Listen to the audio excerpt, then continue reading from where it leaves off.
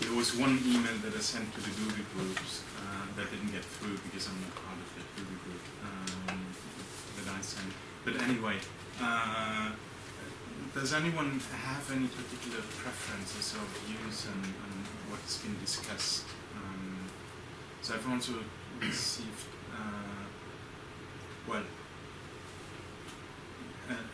an email from Gay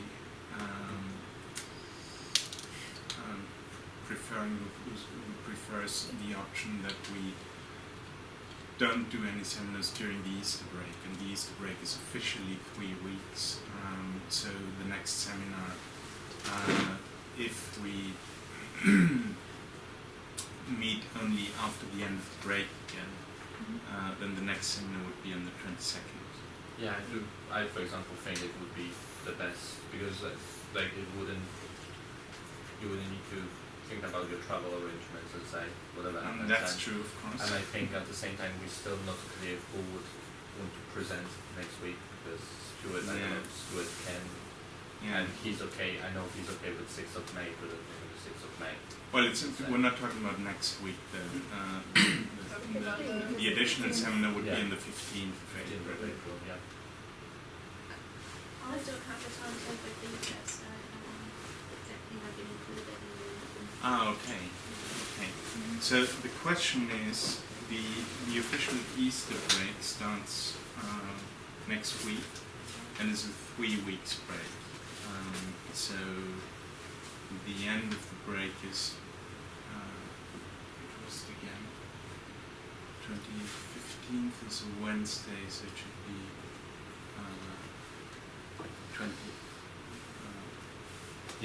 No, 19. So the summer term starts with the week from Monday, April 20th. And the question is whether to do a seminar, because I don't know why, how this confusion came about, because Johnny originally sent me, when we originally corresponded with one another about the seminars, she sent me actually the seminar dates, like these 2 seminars, the one last week and this one, and then 2 seminar dates in late April, 22nd and 29th. And I don't know how the discussion about the 15th came about, but as I said, I'd be ready to do this if anyone, because I don't know how many people are eager to present and as soon as possible, for instance, or whether you want to keep up the rhythm, or how you've usually dealt with this. So the question, just to explain, the question is whether or not to do an additional seminar in the last week of break on April 15th. It's perhaps not fair to whoever presents in that last week, not everybody can be there. Oh yeah. If somebody presents like the, as it were, the additional one on the 15th, if not everybody can be here, it's perhaps not fair. That's what I thought, but some people might be away from London during the break, and in that case I would completely agree, of course, that you shouldn't have a seminar on that day. I think I need 3 weeks, personally, myself. I've been travelling since I come back from London, so it's quite tiring on balance at the moment. So, but if it goes ahead, I probably would come. Okay. But let's put it like that, does anyone want to have a seminar or want to do a seminar on the 15th of April? I actually can't be here on that date, so. I don't want to do one. Okay. I prefer it to be the 22nd. In that case, Thanks for saying that. if there's any objections, please let us know. But in that case, I would say we agree on the dates 22nd of April and 29th of April. Yes. Because by the beginning of May, Johnny should be back, actually, done with the research. Okay. Yeah? Okay. Great.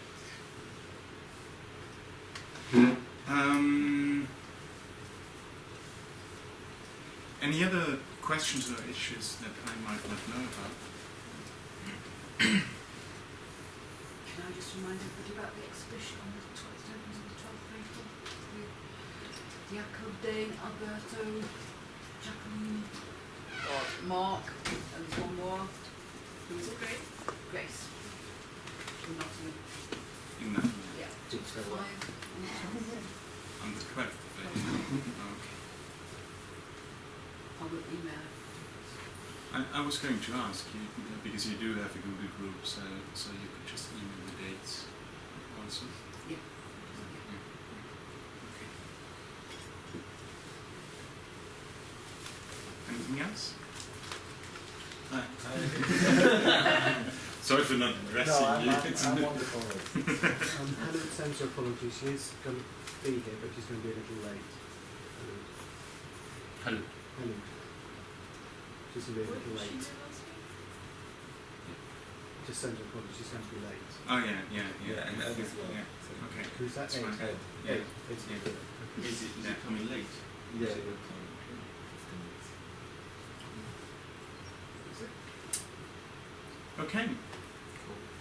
In that case, then you're well forward to your presentation. Okay.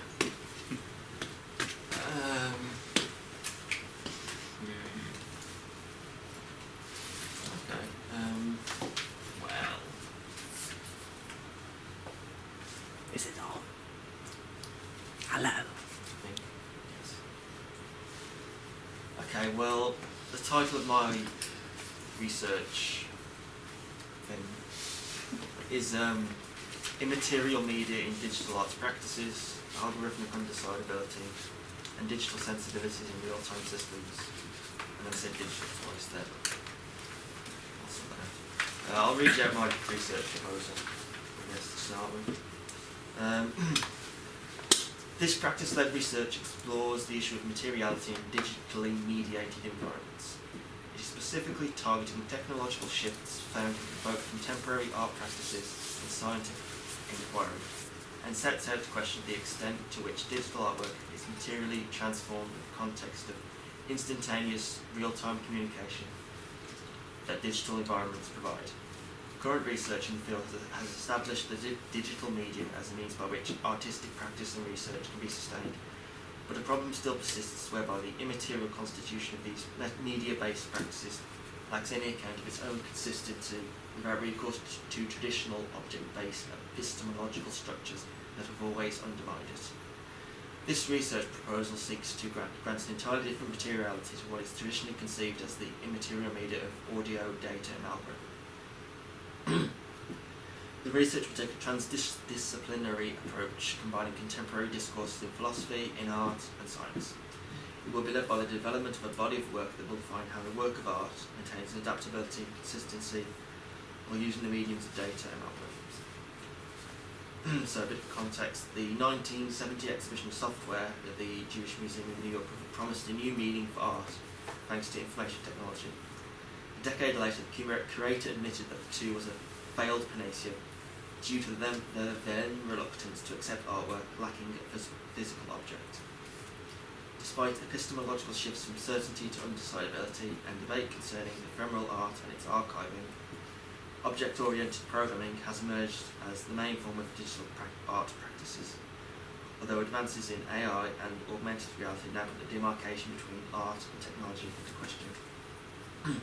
The main questions I'm sort of looking at are: how does the shift from object to systems-based methods of creating artwork impact on the material of art-based practices? 1. 2. How do artworks using algorithms establish a new mode of art practice that considers digital as a raw and malleable art material? 3. In what way would immaterial materiality provide an epistemological challenge to current speculative trends in art theory? Let's start, I think, by showing a short video. Find it.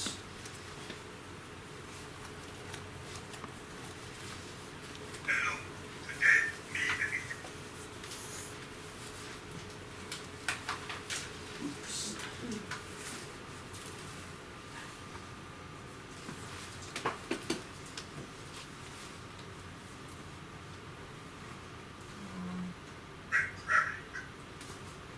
showing you a cookie monster video, by the way. Come to the dark side, we have cookies. Something like that. Will work.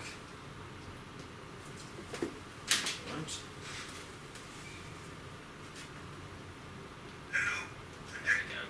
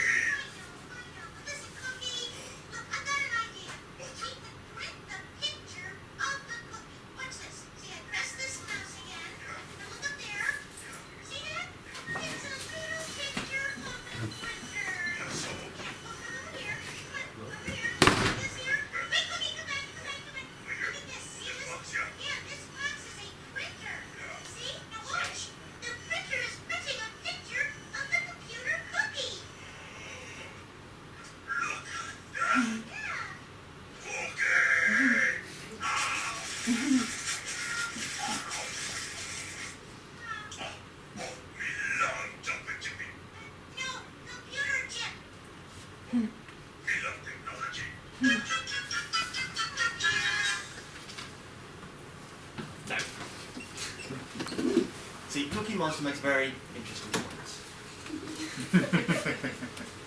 What use is a computer if it can't make cookies? If all it can do is print pictures of cookies or represent cookies? Why does a computer only really produce something that's immaterial or something less substantial than an actual product? And this is something that Turing talks about in his 1951 essay, Can Digital Computers Think? He talks about a computer can't be a bulldozer. It can't knock down houses, it can't build houses. But still, there's something within it which works. It produces something, it has a completely different way of doing things, of building things, of making things. And really, I think that's one of the jumping off points for what I do. How does sort of the work I do and how I produce artwork, how I sort of build methodologies about how things may lack sort of a concrete substance. How do I find a way to bring these about? What's the sort of method for them being sustainable, to continue to exist or change without them becoming this very much object-based or needs, or a need for a sort of realness or a physical tactility in that sense.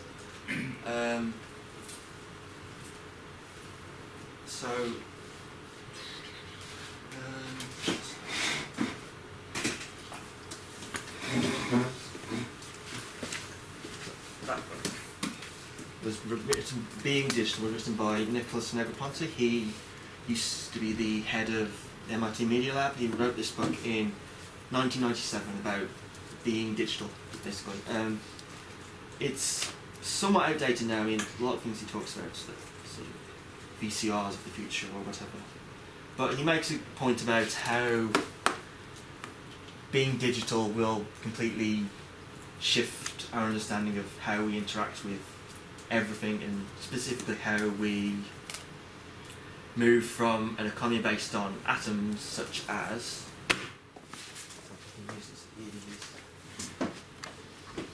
uses the example of water. We ship water from wherever this is from, Peak District, and we sell it. Just water. And that's, as in, we shift atoms, that's sort of the basis of how we base economies or value or whatever. And in being digital, he makes the point that in becoming digital, we're not so much concerned about moving atoms about, we're concerned with moving bits, information. And he argues about how we need to sort of rewrite the rule books in a sense. We can't just rely on our old atom-based models, such as video rentals.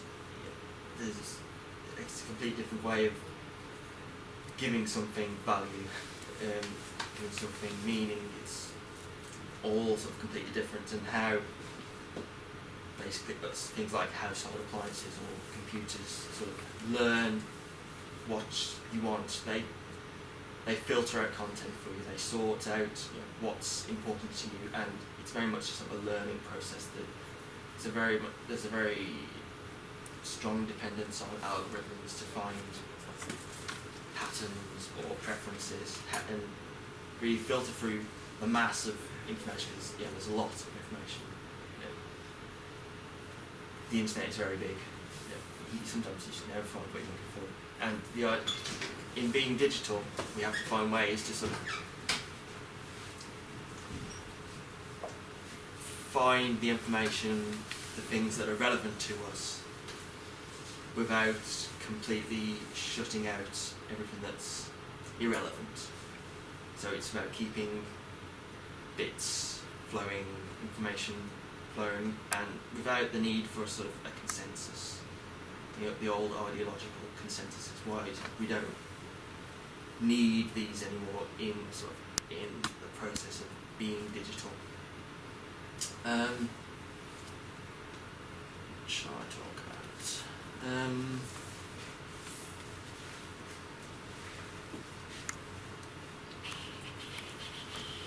Any questions? What I think. The idea of saying like computers can't be bulldozers with 3D printers. How do these things now around? Wow. And I know it's obviously constantly shifting. Well, yeah, exactly. I suppose a 3D printer at the moment still produces objects in a sense. It can't really produce something itself. It can't produce something that it can plug back into itself at the moment. But these things are very slowly sort of getting there, and again, in those situations, I don't think it's just a reliance on the physical building of something. You also have to focus on how these machines or whatever start to think. How do they make their own processes or decisions? How does that contribute to there being more than just this physical mass, in a sense? How is your research going to sort of keep up with these sort of ideas? Well, at the moment,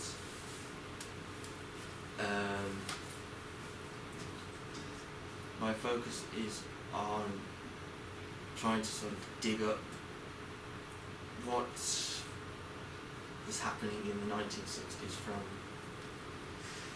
artists that used technology back then. How they used sensors or computers in that sense, and how computers back then, very large, they weren't very mobile, but how artists were able to sort of use them, and even though they were very sort of constrained in how they could use them, they had to buy time to use them. And slowly, I suppose, these things become more mobile. You've got laptops, phones, these things become sort of attached to people, and that I think seems to bring in augmented reality as one of the sort of key ways in which a material and immaterial become very meshed and overlaid. How things become there and not there. And again, and that also brings in issues of accessibility, who has access to reality at that point, which is a very contentious issue one might have to deal with at some point. Privilege reality. I've got a question, Dave. I see that you're sitting, and I think you're sitting within a bigger time frame. Obviously, computers are all quite new at the beginning, and things are going to change. Obviously, things are going to change. This is not the end. This is just the beginning.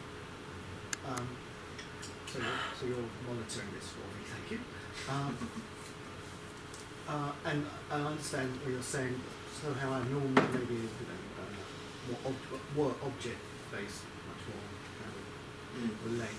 But once they start getting more of this ephemeral, your language, then we're going to have to start reacting to this change that's coming. Do you have any, what is coming? What is on its way?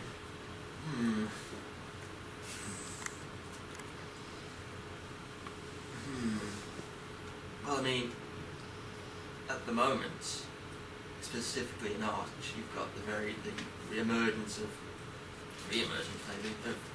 object-oriented methodologies, which is object-oriented aesthetics. So I kind of meant kind of the technology. I suppose, technology is getting more powerful, more smaller. And bigger as well. And bigger, which is very strange. I mean, the idea that we all have something sort of to hold like this is moving towards completely disappearing that. Any sort of shell or black box, it'll all just be implants or wearing or Buildings, really floors, ceilings, it's really everything. shifting away dependence on mass. As little mass as you can. Just mass at the quantum level. Mass that you can't even see. Which really seems to be the way things are going. I mean, technology itself is very sort of singular. It has a very, you can follow the development of technology very sort of easily. It's very linear sort of lines. It's very much driven by big corporations, capitalist drive to more power, more products, more money. It's a very straight line in that sense. I mean, and some of the artwork I look at, it's some of the happenings or whatever do attempt to sort of break that. It's a very sort of tough way to. It's very difficult to break out of using technology other than how it was built. So you have to look at, if you want to look right at the roots of technology, if you want to look at the bits and pieces of electronics, you want to look at computer code, you can, in a sense, you can start there. I was thinking, they're always threatening to put screens in everything, so I'm always terrified when I get on the train one day and there's going to be screens, and I'm not going to hide from that, things like that, buses. I mean, a few years ago, while the post office used to have to queue in the post office, and you couldn't avoid screens, they could place them.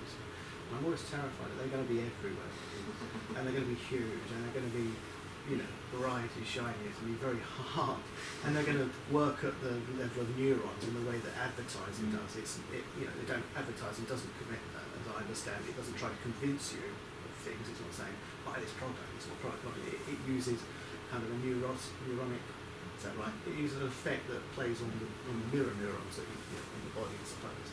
And I'm just wondering, is this the kind of this is the different kind of not. It's not still an object, but it's got that ephemeral. The object is the vehicle, but the ephemeral is the information. And it just worried me as some we put at Chris. Just for support, madam. You know that that's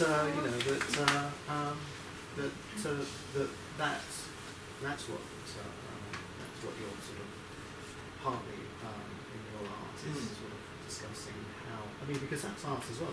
Advertising and commercials is very important. And that's the popular front of art, the radical front. But this is what I'm hearing from you. Is this the kind of thing that interests you? Yeah. Well, I suppose with advertising art, they're all again, as Nicholas Negroponte argues, it's about tailoring to every individual. How do you target everyone, but also single people out to say this is That's you. what I meant by the normalisation process, because targeting is narrowing down. I suppose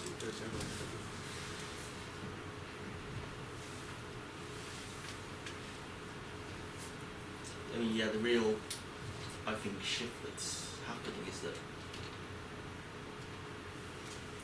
advertising companies or companies that use sort of, I guess, augmented reality or algorithms to really filter out the people that matter to them or don't does present a problem in that some people will sort of get lost as a sort of a no-hope situation. These people never buy our products or whatever. I mean, what's with the upcoming election is that they use like big data sourcing algorithms, and they can target people who are more likely to vote for certain people, and people that there's no chance of them voting for them, they will discard and they won't sort of interfere with them in any sort of way because there's sort of no hope for them. So it's interesting how these sort of things do set up, do know sort of what's type for, and how they identify people that they just put to the side as no hopers. Have you heard about this idea of the neurons and mirror neurons, things like that? Is that part of your project and study as well? Not me specifically, no. But I mean, these things are always sort of in the background. Still a very young sort of feels like most of these things.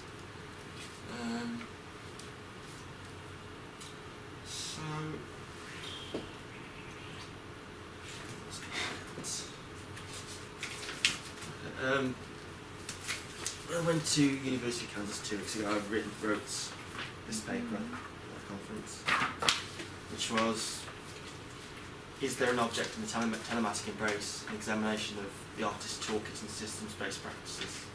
So to play on Roy Ascott's essay, Is There Love in the Telematic Embrace, which Roy Ascott is a cybernetic theorist, British cybernetic theorist. He works with, I used to run a ground course at Ealing College of Art in the 60s.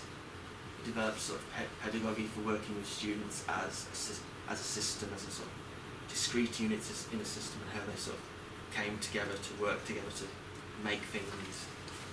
Brian was one of his students, and most of his work in the past 40 years has been about telematics, electronic art, communications mediums, telecommunications, and he's always had a very sort of optimistic look at where technology is going to lead us with art. How it's going to sort of bring us all together to this massive creative medium where we can all interact and build things and sort of dissolve our identities and whatever. But obviously the way he envisioned the internet hasn't really sort of worked out. It doesn't really bring people together in that sort of sense. It's not very holistic. But it does bring people together in a sense, but also has a very fractious nature. It allows a lot of sub-groups to sort of emerge, lots of splinter groups, and there's no root consensus on the internet. Everyone is right on the internet, is the old saying, which is pretty true. Everyone thinks they're right. So, and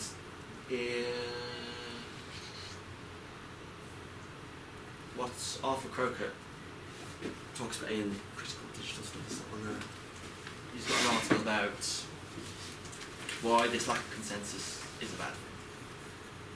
why, if we can't get consensus, we have to, people fall back on religious ideologies. They set battlegrounds based on religion again, which is very much happening in the world. And the last half of that essay is complete rubbish. I don't know, this talks about relativity and meaning. It's completely ridiculous. So Just- Croker's essay here. Yeah. First part's okay, second part's ridiculous. Applying Einstein to I don't know. It's misreading Einstein. It's just taking Einstein as a model and just applying it to ideology and everything, relative motion and meaning. I didn't get it. It just seems a complete abuse of Einstein. It really does.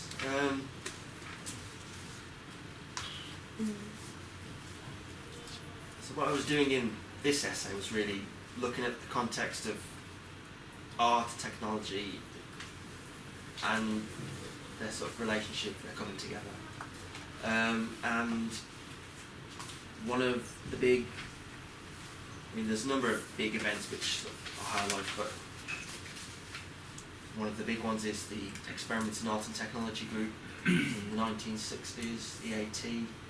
They produced this 9 evenings event, which was a mixture of artists and engineers coming together to create performances and events which basically didn't produce any sort of objects, but something still happened when these artists and these engineers were able to use technology together to sort of use technology in the way that it perhaps wouldn't be envisioned to produce art, which people don't conceive as art. And a lot of the criticism that came back on it was very sort of harsh. Critics didn't understand this idea of why you're using technology like this, where's the artwork? I think Robert Rauschenberg did a piece with a tennis match with wind-ups from tennis rackets, so each player would hit the ball backwards and forwards, and when one of them hit the ball, one of the lights went out and it was wired up to a speaker which produced a gong sound. So that's one of the really strong first examples of getting these systems into performances, sort of augmenting activities. What year was the Rauschenberg? It was 1966, October. Yeah. Then, in the kind of generative socialized sociology that I've been looking at, behaviour maths and stuff like that, it makes a distinction between constitutive social theories which have a transcendental subject, like Aristotle's subject, like Cartesian subject, but a transcendental subject, and then his own as a communicative theory which has an intersubjectivity where the subject is created through language. But then there's a systems base, which is what you're talking about, which doesn't have a subject of a transcendental sense and doesn't create the subject through language, but then creates it through these systems, which is what you're saying. And that's what I was trying to think about in this bigger picture, where the systems-based and your cookie monster thingy creates its subjects in a way that isn't linguistic necessarily, isn't through a transcendental subject, but posits it in this other way through the technology, and then that's how I'm seeing your art, is sort of looking at that alongside the, as you say, there's the commercial side and the artist sort of kind of subvert that play and stuff. Does that sort of come close to issues that you're thinking about perhaps? Yeah, I'd say so. It's the system-based sociology. It does come out of the cybernetics and things like that. No, definitely. It's a model. I think the way systems-oriented methodologies work is to sort of make sure that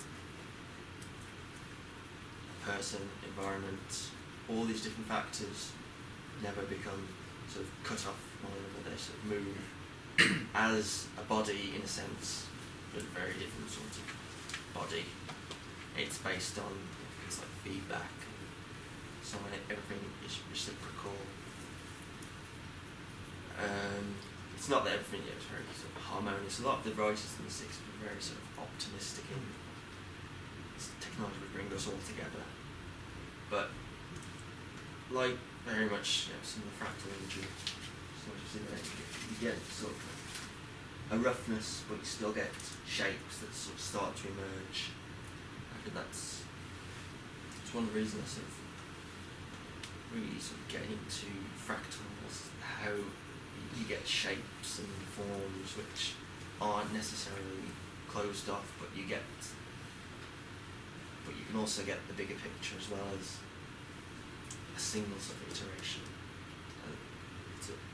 So the system, you get a very strange system which is big and small. Like some Jackal fractals don't have scales either, so it's completely doing away with them in a sense. So what was that? Fractals, they sort of lose the idea of scale in a sense. They have what's called zoom levels, but they aren't really zoom levels in the sort of traditional sense. Just maybe something. Alberto then had a conversation about. I don't know if he wants to describe to it now. But talk about. We were talking about skyscrapers. And you were saying that they kind of look down upon us. Remember this? Yeah, I read that if a building is higher than 5 stories, it kind of don't relate with the human component in a way that is, I don't know, kind of peers wide. It kind of shrinks the people. And I was kind of doubting we don't look up to look down, but never mind that. If you think of that building there with his technology on it, it's kind of intensified the effects that what you were describing. That you were sort of, I think this is kind of the kind of thing that Dane said. That building that you have to look up to look down to is the landscape will change, but the effects that you were interested in are, I think, the technology added to the kind of effect you were saying is going to the future is going to be different from the past. So I think that's where Dane's sort of looking. Do you still subscribe to that we look up to look down, as it were? Because I wasn't quite sure, was I? I don't think we look up to look down, but you still think that. Well, I think that reflects to sort of classical idea of human in some space. Even Vitruvio was saying that a garden shouldn't have edges like higher than the owner of the garden, because the owner wouldn't feel really the owner if he's kind of downside by a bush. And so I think it's about either if you're interested in having a reassuring environment that it feels like made for you, fitting you, or if you have a more romantic sensibility and that actually you look for those kind of edges and situation where you feel the sublime. So I think it's very much a matter of sensibilities. And how we use the city. What you look for, if you're looking for a place where you feel the center of it, and where you look for a place where you just enjoy being an ant. The city sociologist Saskia Sasson, she talks about hack the city, how we use the city. It's a very interesting ideas about utilising the city, which I'm very conscious of coming to this city from another city and beyond. So the hacker's city is not the same as commercial city. Sorry. Can I just ask you about the plans for the presentation? You do have more material you're going to present, because I think it'd be good to have more material on the table in order to get a sense of the project as a whole, and then address questions that you all want to address. Questions later. Questions later. Yeah, it's just because I think like reading through the materials also and the text and everything that feeds into the project, I just think there is more that is part of that research project, and I think it'd be good to have some more of this on the table in order to discuss things in the context of that research. Also. I mean, which doesn't mean to say that that no question should be asked. It's just actually it was a question to you because I wasn't sure about your plans for the presentation and how you wanted to go with it. I don't really have a plan. I'm just happy to jump about. Yeah? Yeah. Okay. I mean, I need some Do that. time to get my head together. So, can I have intimate questions? Try extemporize rather than set jump around. It sounds better. Intellectual, sort of discursive. I didn't when you went to your website, I didn't manage to get into video bits. I don't know if I'm just doing something stupid, so I was wondering whether you could whether you're going to show us any. I mean, you've got bits going, but is there any particular other bits that we should be aware of? I shall get. So, someone press the power button. This one? Yep.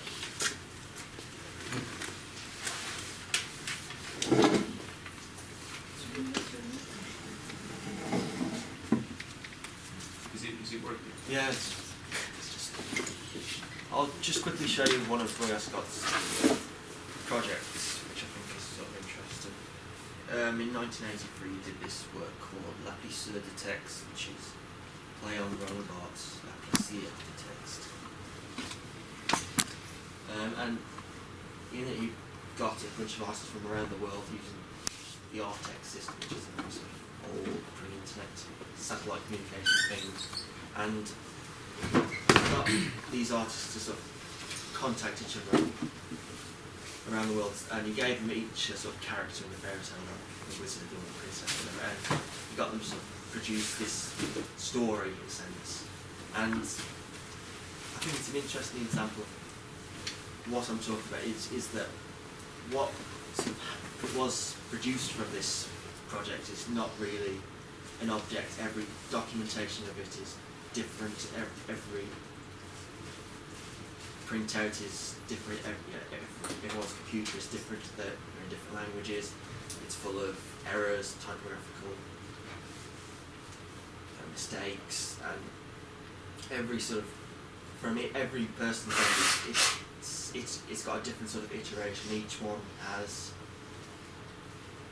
its own recognition of events, so there's no one authentic object or documentation which has sort of the whole picture, but there's lots of little pictures which come together to create a rough big picture. And this is sort of this is one of this was a reconstruction of what this was done the virtual game Second Life by Plymouth University. They sort of took what Ascot did with the Artex communication system and did it in this modern virtual game. So again, this is just one video document of of this virtual sort of environment and again, there's many different ways to sort of view this work, what's going on in it. And I find that sort of interesting in my own work. I mean, a lot of the things I do, if I print out my work, it lacks a very much sort of what really goes into the picture. I mean, the video, if I'm doing video, it doesn't capture the massive data the original project files has. So I'm always looking to find ways of how do you get all these different bits which go into these sort of immaterial works. How do they sort of manifest themselves? They can come out. I mean, they can come out as metadata, or I don't know, algorithms, or you can transcribe the computer code. there's many different, completely different ways to make a sort of artwork when you're working with them in these sorts of environments.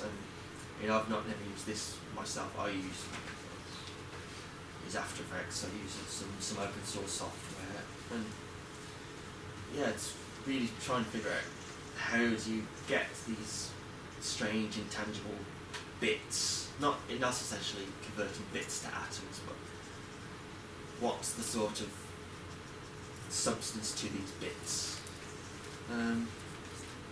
This is one example of what Ascot did in the 80s, being sort of reimagined in virtual environments.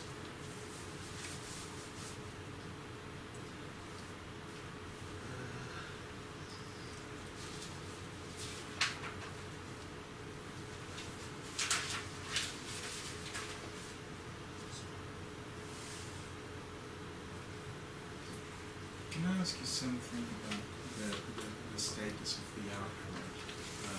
Because I've just been using that term, and it's sort of quite prominent.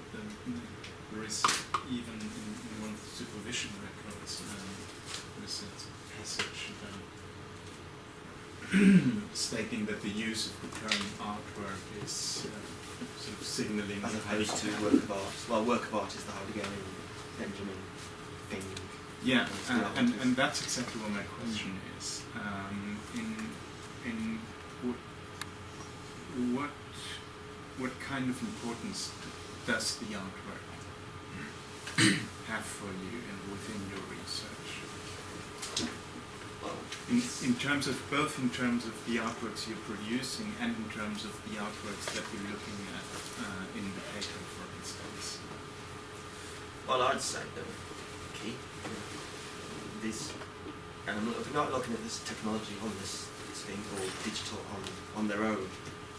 I'm really looking at how they become sort of malleable artist materials or tools for artists to really sort of produce something radically different, something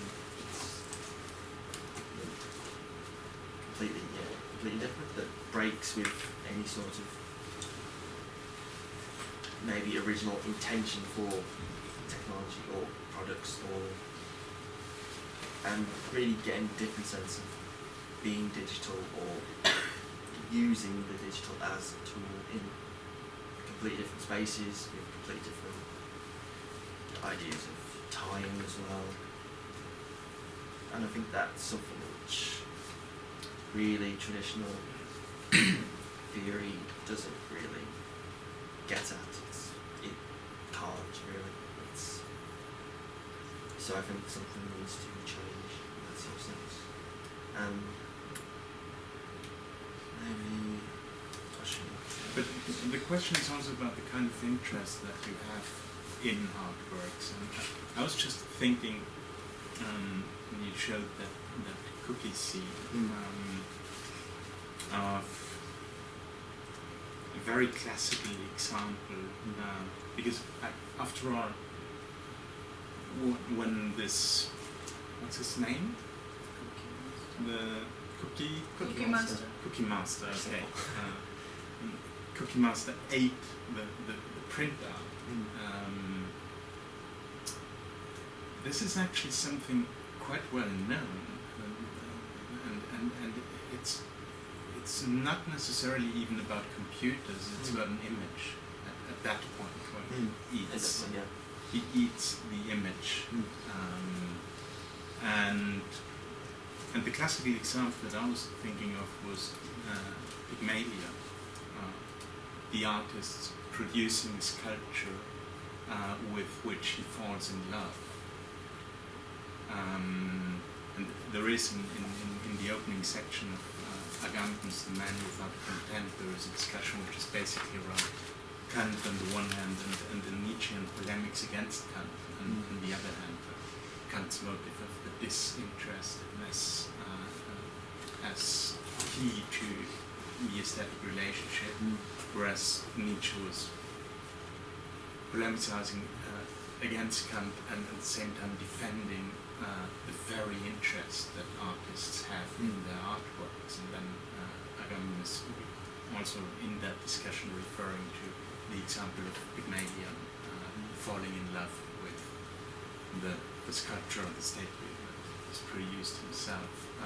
So in a way, it's falling in love with a sculpture, eating a cookie that is a printout is not that far away from each other, and it is in some way no problem at that point. Not the point of in all of what happened before that. But my question to you is actually precisely about your approach to understanding what an artwork is in terms also of the interest, because it's quite different whether you're like models of disinterested spectatorship and models of that are to do precisely with the possibility of eating an image of a cookie or falling in love with a sculpture.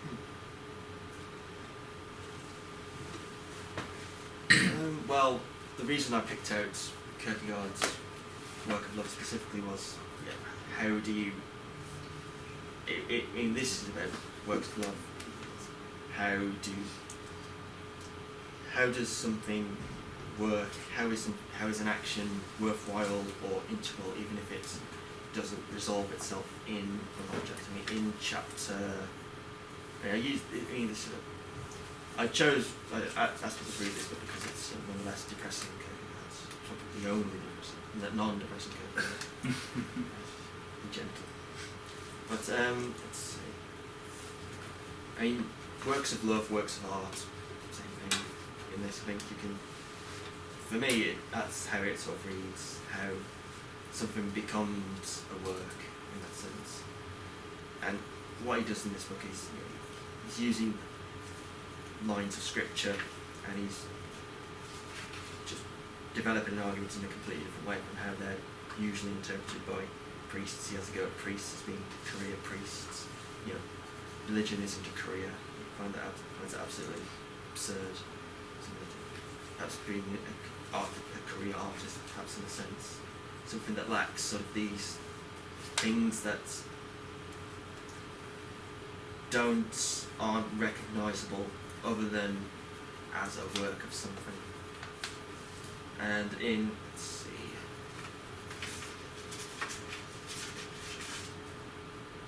the chapter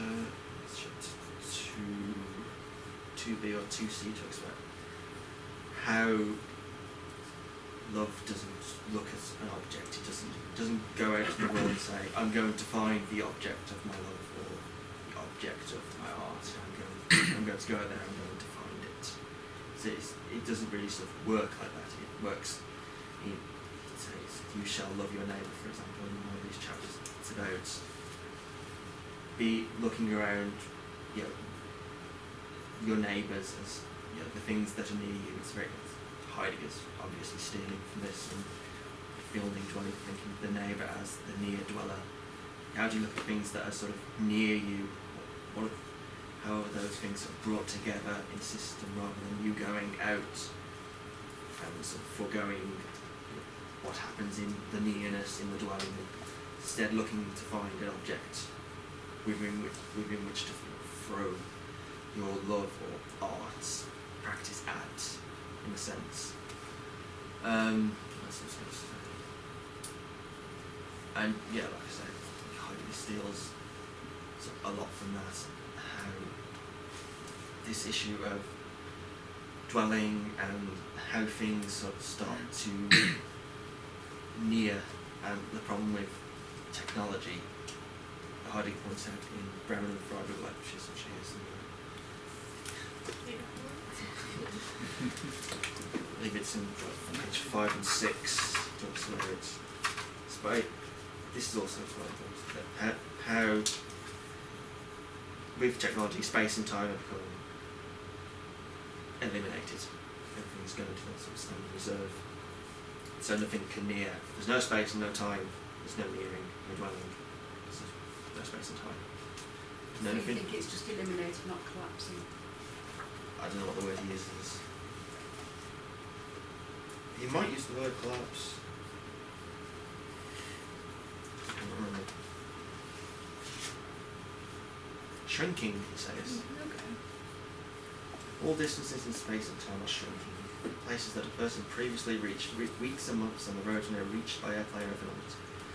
What a person previously received news of only after years, if at all, is now experienced hourly over the radio and Neptune. The germination and flourishing of plants that remain concealed through the seasons, film now exhibits publicly in a single minute. Film shows the distances of the most ancient cultures as if they stood at this very moment amidst today's street traffic.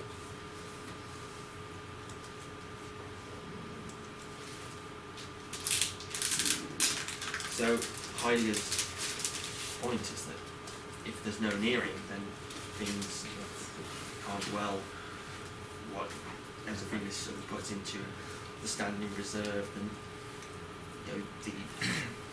the world becomes a massive gas station or petrol station. Nothing ever happens other than this list of equipment. The world becomes nothing more than this list of things to grab at, and and I think that what's one of the sort of objectives of what I do in my work is to sort of, because I am playing around with different space and times, the real-time systems in my sort of title does deal with sort of how something presents itself, even though something is very instantaneous. It doesn't rely on this something always being there, but it can sort of emerge, it can vanish. It's not temporary, but it doesn't have to be temporary, but it still has a durational material, even if it doesn't, in a sense, have a history. If it just appears before someone, it appears in the artwork. It can appear from nowhere. It doesn't have to have this history. It doesn't have to have a concrete thing by which it's sort of understood.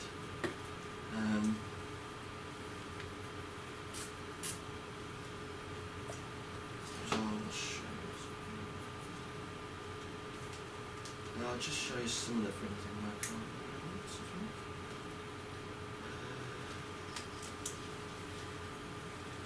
What are you finding? Can I ask you about the term telematics? Yes.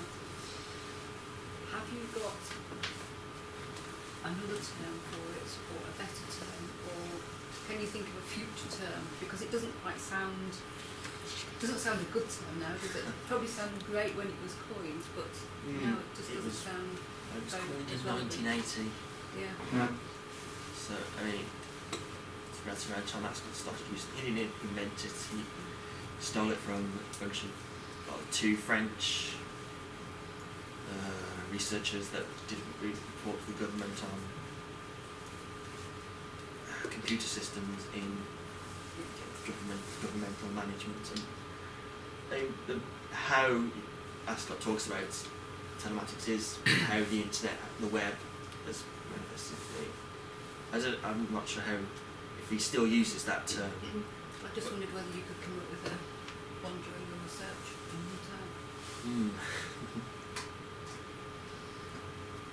I don't mean now. Yeah. I mean, years I mean, time. I mean, the telly bit is, it's this idea of distance. I mean, there's that part perhaps isn't very much as relevant. I mean, not like the telegraph, the distance writing. That idea of there being something very far away that can communicate now is something that's very perhaps sort of old-fashioned. We don't think about the at a distance in the same way we used to.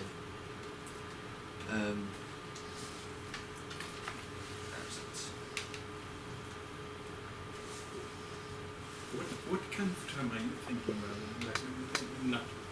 I'm not asking you to come up with a proposition now, but Yes. But which direction would it have to go to? It's just that telematics seems so dated, doesn't it? It almost now, you almost feel as though it's contained telematics, it's like that. Whereas I feel as though there should be something that takes account of the expansion. I know telematics includes satellite, which obviously is still how most things work. So no, I haven't got a term, but not necessarily my field, so I thought, project for David. But I think it's an interesting question, also in terms of why does it, I would agree that it does sound vague, but why does it sound vague, actually? And this goes back to one of the questions that I've tried to bring up already, because one of the questions that we can ask ourselves is when talking about the internet, for instance, and all kinds of apps, and discussing the problems that are attached to it. One can ask, for instance, whether we're rehearsing once again a kind of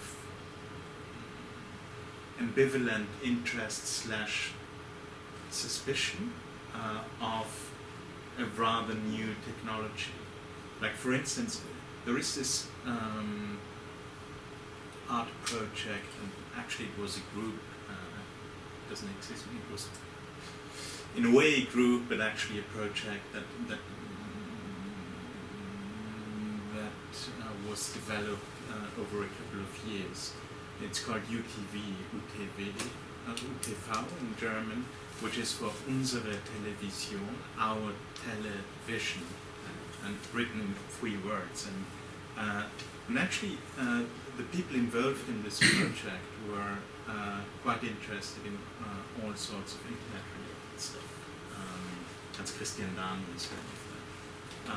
And they did quite a bit of work on that, but they deliberately took the decision at some point to say, well, actually the kind of discussion we're now having around the internet, we know it somehow. We know it from discussions around television. There is a promise of democratization on the one hand, and then a huge disappointment about that democratization not taking place, but television and then the internet and other things rather becoming a new technology of control. And which is why they deliberately decided to go back and say, well, what if instead of trying to work out as an art project and artistic research or whatever, a democratized, truly democratized version of the internet, why not first go back to the problem of television? And television is still quite an important force in terms of technology, and try to democratize television. And the reason why I'm talking about this is really because television also sounds dated. It's still quite an important element of our lives, but also. I worked at TV for years, or decades. Actually, so. What do you say? I don't think it is a big part of people's lives necessarily. Well, I mean, not of all, not of everyone's it's a fiction lives, that but is the majority. The data still holds that of any activity, telly is still one of the things that holds more people together. As one particular activity, the one thing that you might still get 20 million people watching or 20 million people participating in, almost more than the number that would vote in a general election. So, Well, you could say like 20, like they have power surges where people sort of boil a kettle or drink a cup of tea That's right. in the breaks. Are you privileging them watching the programme rather than their own kind of difference when they're drinking a cup of tea and thinking? there's an assumption that there's at least some continuity of the experience of 20 million people experiencing the same thing, whereas if they're all brewing their own different cups of tea in the way that they particularly like it, for whoever's sat with them. No, but I mean, there's a power surge when they're going to make their cup of tea, so that could be evidence that we're all doing the same thing. But I'm saying, like, so there's 20 million people doing that task. Well, sure, but we all go to the same. Which we all go to is the not toilet. watching the TV. So why should they privilege the importance of their TV watching over their kind of interlude where they are doing something which isn't all the same. Because they're not in charge of when they go to make their cup of tea, because they're manipulated by the TV programmes, they can only go and make their cup of tea when that's finished. So the programme, it's edited so it hooks the viewer in, so they Well, that actually is the way don't we called it anyway. Well, but there think again, I think we're biased by the metrics. First of all, I think we'd have to differentiate because, like, TV, what is being produced for television is now very often, very frequently used or received or looked at, not in the classical way of watching television, because you've got lots of stuff on the internet precisely that has originally been produced for television, but obviously the modes of using it, the modes of watching it is quite different because you can find it on the internet. So, and there's lots of questions like this, but there's also, if I understand you correctly, there's also like that question about what Michel de Certeau called the productivity of consumers, and that tension between critical models of understanding that try to look at something like television or something like the internet as a manipulative power. He's very optimistic, though. Basically, he's very optimistic. I know. But I mean, this was first of all an intervention into an existing discourse that, to his mind, overemphasized the manipulative character. Of course. And so it's a counter move, and one would maybe also have to think about other forms of technologies like these governing our lives without being without following the model of manipulation, for instance. So it also, counter-intervention also poses a challenge in terms of how to conceptualize or how to theorize the way these technologies actually operate in us.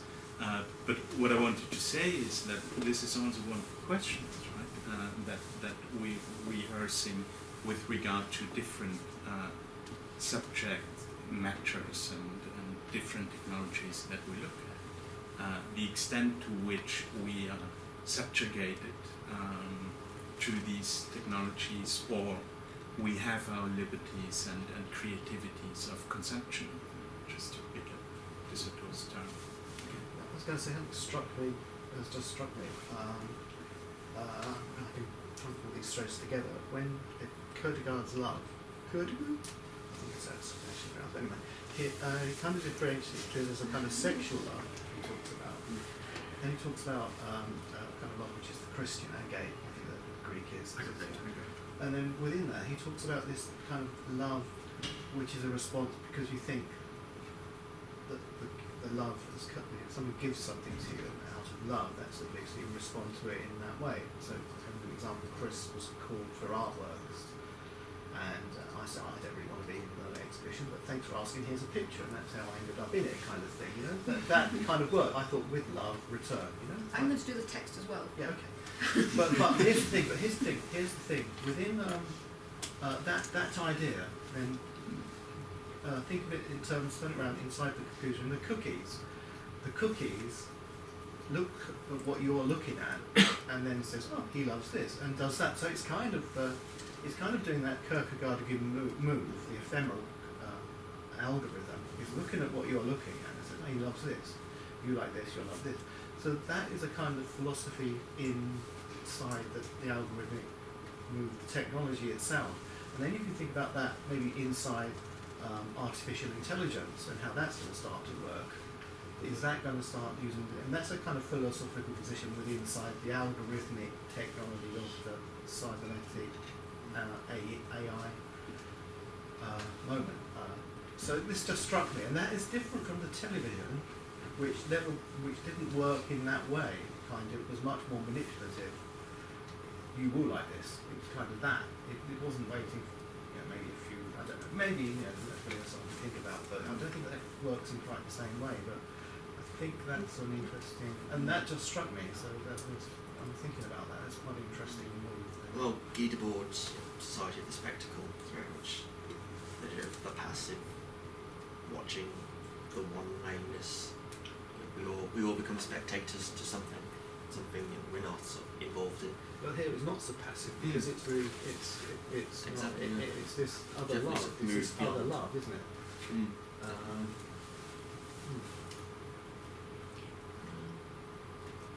And when he talks about here, love being the duty, it's something that's An act, isn't it? It's Yeah. the Christian. something it's that's an owed, act. but that's not sort of Something done an by action. law. Mm. Not law in a sense, but something which I suppose you could get into questions of ethics maybe, but I thought that's what I haven't read. I've only read the introduction, but what I sort of put out was the term unconditional, and I was thinking, well, with the systems that you're interested in, is it the capacity of the system to manifest the unconditional that you're interested in? Is this just straight to the question of the artist working, like, is the system malleable by the artist? Is malleability what you're interested in, or are you interested in the system's capacity to manifest the unconditional, and the artist sort of pushing the system into that region of its capacity to see what can then be put to kind of emerge? I think the artist is part of the system. I think it's very difficult to divide intentionality between the two. There's an essay by Nicholas Luhmann, System as Difference, where he talks about the system as difference and the system as the system. So the system plays this double role thing. It's half good, I think. It's half relevant, but again, it shows how the system, a system. I'm going to use a system. When I talk about systems, I always say systems. It's plural. These things are always sort of overlapping. There's always more than one. It's not the singular system which provides, the one vehicle for momentum change or whatever. That's very perhaps an enlightened, rational sort of thing. You sort of pick from Kant very useful bits from there. I think I should probably go to Kant in a bit. So I think the artist, in that sense, when the artist is sort of involved in this system as a sort of a dwelling, maybe, and things start to sort of appear, sort of essence in their sort of nearness. There's a way to to set things up, to go certain ways, in order to develop certain colours, forms, movements, and all these sort of things play a part, especially in my work of bringing something immaterial, movements or very complex forms into sort of an existence which is not an object really. That's something that's fluid, that's only used immersive. Everyone uses immersive. But I'd like to be different.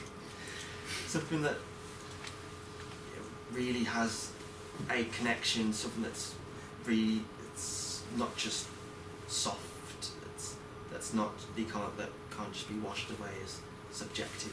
In a sense, it has a truth, what Foucault might say as a sort of a truth. Kierkegaard as a truth, something that is, it has,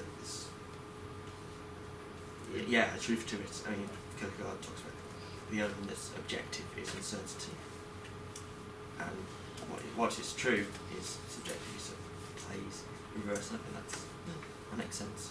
That's in the conclusion of scientific postscript. Why the only thing that's is certain is uncertain, actually.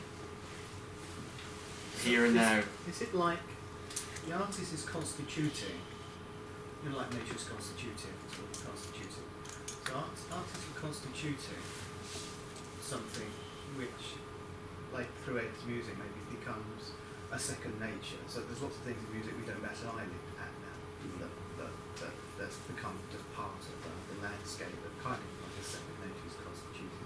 We don't bat an eyelid at certain kinds of musical forms, which at one time we did. So the constituting artist creates, through the physical objects, creates a second nature which was constituted like a second nature. But you're sort of saying that there's something that's constituted but doesn't become, it's constituted, it becomes what, ephemeral, it doesn't become a second nature, it has an effect, but it's there, but it doesn't create something like an object, something objective. Is that something like what you're thinking? It's sort of, It's part of it, it's yeah. kind of a hesitation between one thing and the other. It constitutes something, but it also doesn't normalise it. It Doesn't normalise It doesn't. it. It, So, yeah, it comes into play and then disappears. And that relates to a completely different thing. That relates to my work on, I guess, undesirability and consistency of systems, about completeness of systems that draws in Gödel, Kant, Chaitin, everything. That's the very sort of the technical side, I think, of what I'm interested in. I mean, that does also feed through into what I produce as well. I in my work, they're always it's very sort of open-ended stuff that I'm producing. Yeah, there's no final video, there's no final composition in a sense. So, the project files, where everything happens, I don't really exhibit the project files. It'd be very odd to exhibit a project file like me. But again, you don't have to collapse all of that data, metadata, referential data into an image or a video. Yeah. So in the work I do with Adorno, he talks about something prototypical of the artwork is a firework. It appears and it's gone. Doesn't leave so much of a trace. An object, an image, doesn't hang around, doesn't get put in a museum. Something like that, something that's spectral, an apparition.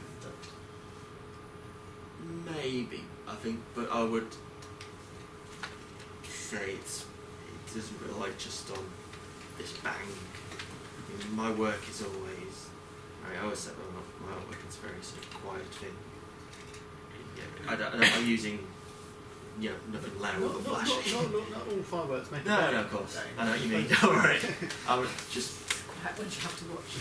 just as a nice place to jump into that. I mean, my work is always very it's slow. Sometimes it's difficult to find the sort of the point in a sense.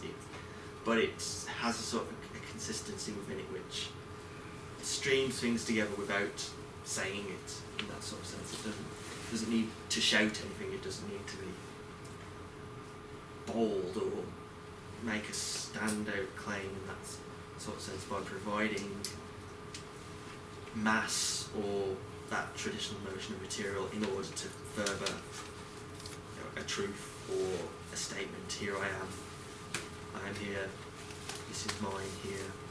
So I've always looked for ways to, like modern advertising, it doesn't need enough to make an argument because it's operating at a completely different level. But I don't really have an audience either. It's something which I wouldn't say that the artwork doesn't just exist with an audience. It exists on its own. That's quite important. Again, things can exist on their own. They don't need to be always connected. Systems. They can internally regulate. They don't need outside poking with sticks. They don't need God to sort of kick every so often. One sense. Can I ask another question? What was the difference between a work of art and an artwork? Don't know. Still working on that. But the work of art comes from Benjamin. Heidegger, the work of art and age of technological reproducibility. And basic writing is their image of the, I can't remember the title, work of art. X-Men. But is there anyone who suggested a difference? Because, I mean, it's funny for me because I've read both Heidegger and Benjamin in German first, and in German it's just Kunstwerk. And so the difference between work of art and artwork in English is a matter of different choices, translational options, basically. It's not. Well, you can. That's not what I'm necessarily saying, because you can invent a difference, of course, but it's kind of weird to me to trace it like the work of art specifically to Benjamin and Heidegger, to authors of German language who used the only word that is used, because no one could say Werk der Kunst in German as well, like work of art, but no one does that. So the difference is really a difference about two different English translations. But I understand that the word reproduction that gets in the Benjamin text that gets translated, but there's no reproduction in the actual German. Is that right? Something like that? No, it's not reproduction. The term he uses in the title, but reproducibility. And the first English translations of Benjamin's artwork essay were quite odd in terms of how they translated the title, because like the first one, I think had the title the artwork or the work of art in the age of its mechanical reproduction, and the idea of mechanism is, of course, work of art in the age of in the technical age without the reproduction at all. Well, that's even more interesting. I mean, probably the best translation now in the English, the 6 volumes English edition of Benjamin's writings, is the work of art in the age of its technological reproducibility, which comes pretty close to Benjamin's title, even though I have to say the word Benjamin uses is not technology but technique. And it's quite interesting to keep that in mind when reading the text, because the text opens with Benjamin saying, well, technique has always, and he couldn't have said technology. Technique has always been a major part of art production. And so one of the major concerns in that essays of Benjamin is clearly about the way technique, which is of course an old ancient Greek term, techne, has changed and has taken on the form of technology. And that's what produces reproducibility. And so that's one of the interesting things. The other thing is that as far as the reproducibility is concerned, and it's really important to translate it not as reproduction but as reproducibility, there is that book, which is a really good book, and Benjamin by Samuel Weber on Benjamin's abilities, and his starting point is the observation that in Benjamin you find a whole lot of expressions that are of crucial importance for Benjamin's thinking, like translatability, criticizability, citability, reproducibility, and which is written with an island obviously. And the funny thing is that if you just isolate the element ability, which is a suffix basically, in English you have that word that you can use as an independent word, ability. In German you can't do that, it's really just a suffix, Barkeit. Reproduzierbarkeit. Barkeit doesn't mean anything at all. But so also to say that, you know, working on observations that are to do with translations rather than with original text doesn't necessarily mean that one is dealing with fake problems. It could also mean that one arrives at an interesting problematization, and it doesn't matter whether you can find that in Benjamin already. But still, I mean, back to your question, because I think it is an interesting question of how, what you're trying to get rid of, or on the other hand, emphasize when prioritizing one term over the other.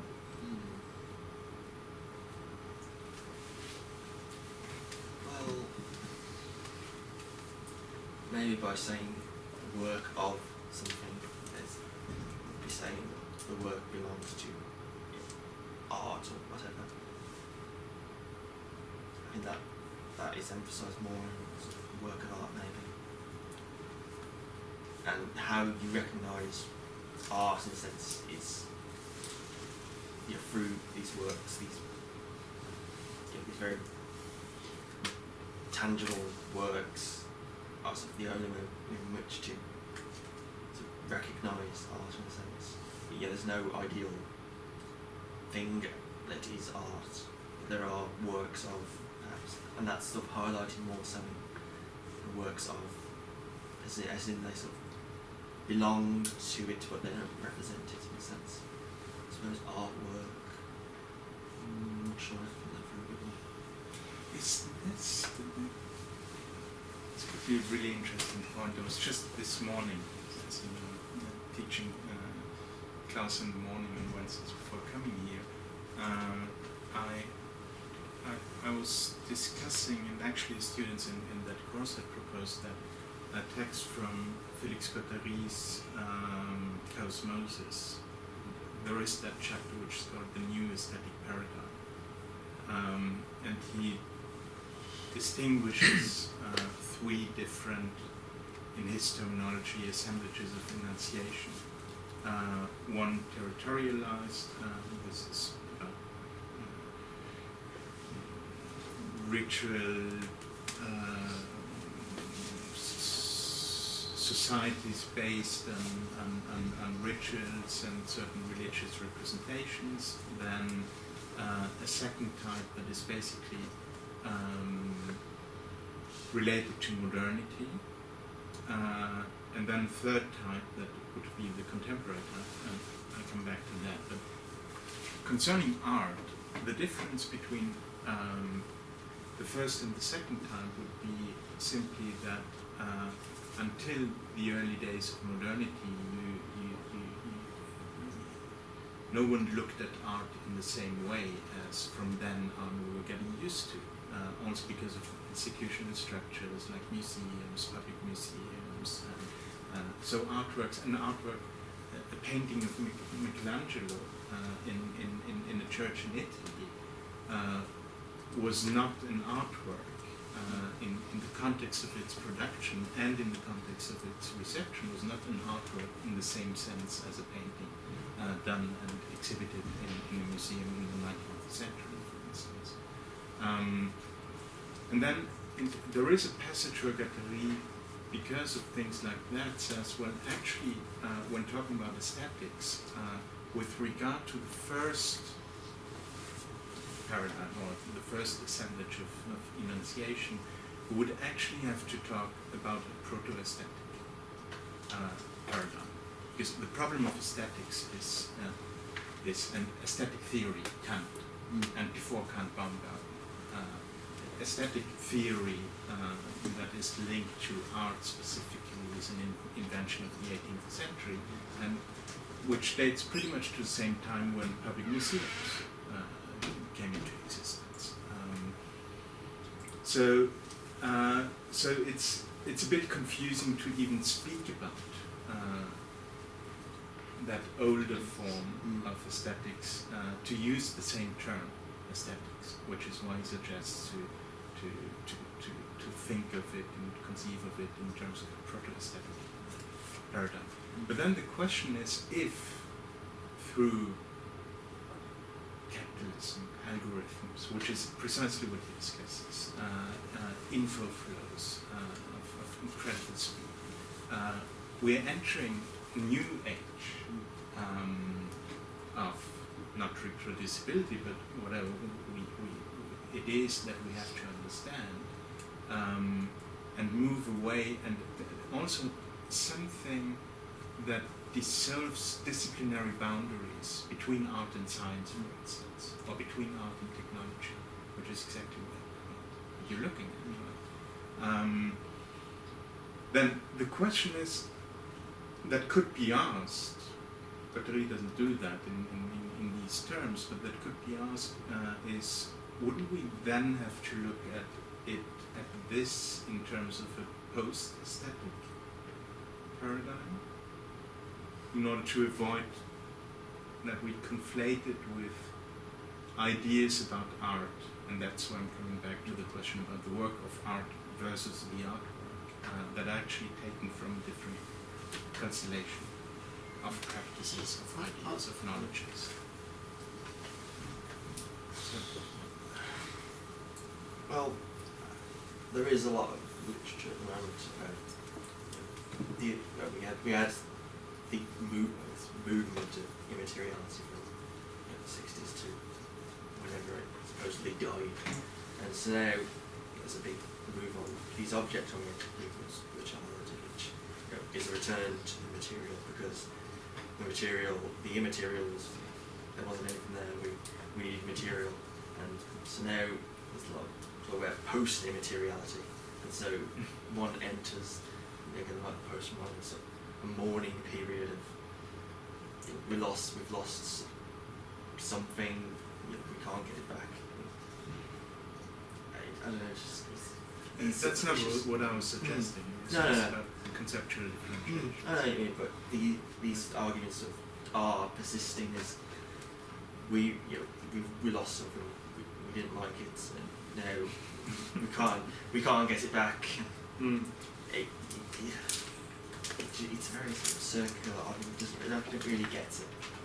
What I'm interested in. Can we see your work? Can I just say before you move on to that, I think that's what Stefan, I understand you were sort of saying that we have the pre-aesthetic, post-aesthetic.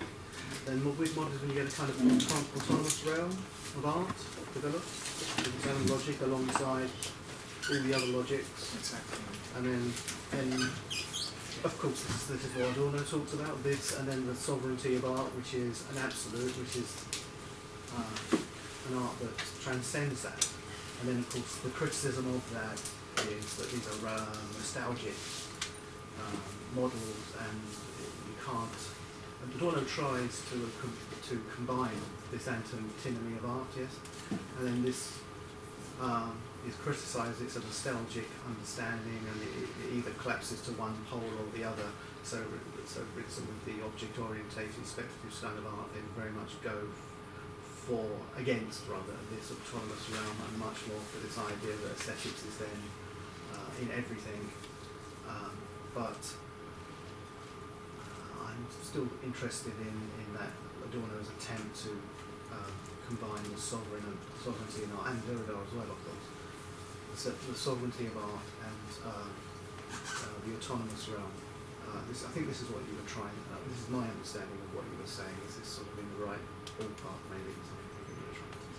Well, I just want to point to in order to try and clarify the problem that's linked to perhaps to your wish to distinguish between work of art and artwork, which could make sense, but then of course I immediately start asking myself, well, but what kind of sense does it make? What's at stake? The criticism of the autonomous realm is it's kind of a bourgeois 19th century art with a kind of intensive experience, lived experience of its own, and then modern criticism of that is that's too much, that was placing too much emphasis on that realm. Yeah, but I think that there's more to that, which is That part we of don't why I talk was mentioning and referring to Guattari's text. Mm. And it seems to me that you're addressing this one through your interest in new constellations between art and technology that actually lead to something different emerging, which is neither precisely art as it had been understood before that, nor precisely technology as it had been understood before that. It opens up a new field of possible practices, of explorations, of whatever. And this is, so what I'm saying is that this is not only about the social function of art and the ideological function of art in terms of the function that it had for the bourgeoisie of the 19th century, and that it still somehow has in many ways, but that also, well, it's probably only part of how we deal with art, and specifically if we look at what kind of role art has and art practices have in different parts of the world outside the European or Western space. There is actually one of my PhD students in Goldsmith is Samuel Bardouni, who's a curator from Alexandria, Egypt, and one of the things that he's been working on for years is more to that. Part of the distinction he proposes is the distinction between fine art and contemporary art, claiming through suggesting that distinction that it is already somehow misleading when dealing with contemporary art to at the same time sort of imply that we could speak about contemporary art in the same ways as we spoke about fine art in the fine art tradition. And he's suggesting like a couple of distinctions then, saying for instance, well, fine art was about a specific type of universality of the artist's subject, expressing that universality, whereas contemporary art is about what he calls a paradoxical universality, because it's not exactly universal. It's the universality only comes into play through the perception that there is contemporary art in different, coming out, emerging in different parts of the world. So no one represents that universality. And as an example, for instance, Picasso, when drawing inspiration from African art products, he was still acting as that kind of universal artist subject. And this wasn't, so the role of African art in Picasso's work was not about Africa, really.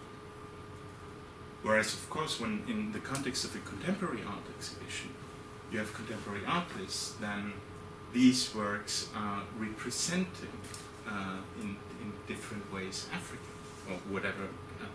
And there's, of course, where lots of problems begin, because then in Western contemporary art exhibitions about African contemporary art, there is a suggestion as if Africa was just that huge monolithic area of the world, which obviously it is not.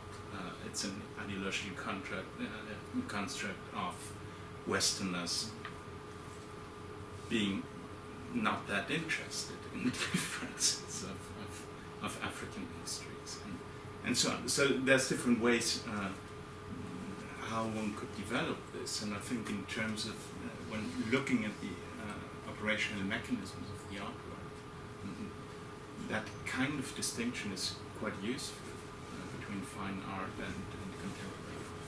Wasn't there also there's an argument by Liam Gillick, for example, amongst others, that contemporary art historicises it too narrowly, actually. That in a sense, we've had this thing called contemporary art, but actually, it doesn't. It limits the idea of an artist to this particular, to that particular moment. You talk about whether you want to talk about post-contemporary art, but it is opening up a space for something to emerge which invites different. Because again, in a sense, contemporary art has become. Maybe it's not represented by one person who gives a universality to it, but nevertheless there's a kind of universal showroom for an international art market, which goes for exactly. That's what the services contemporary speaks art. about when speaking about a paradoxical universalism, because it is a kind of universalism. At the same time, it's paradoxical because it can't be claimed. It's just that umbrella or that setting within which art is being presented. It suits a gallery art market to have a contemporary art. Yeah. Who talks about this?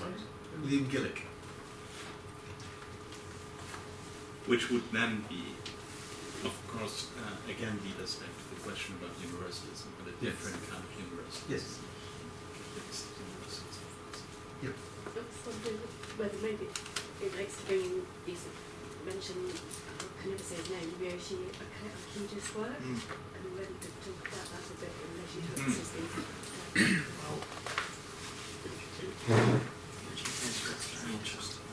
Chris wants to see your art now. Just thought it might bring it back then we can think about what we're actually talking about.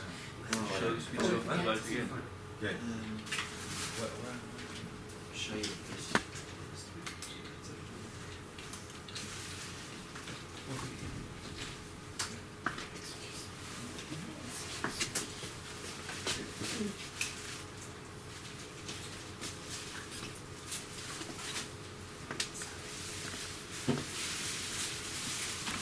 Ryoji Ko's work is interesting. He's blending audio, sound, performance, it's a DJ. He's mixing all these things together. He's using data as real time as sort of his instruments, as plugging the sounds of data streams, I guess you call it. I mean,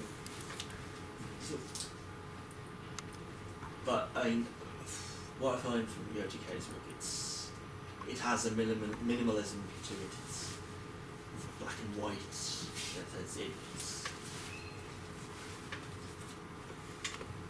Sometimes it illustrates the data. Sometimes it uses it in various creative ways in these different mediums.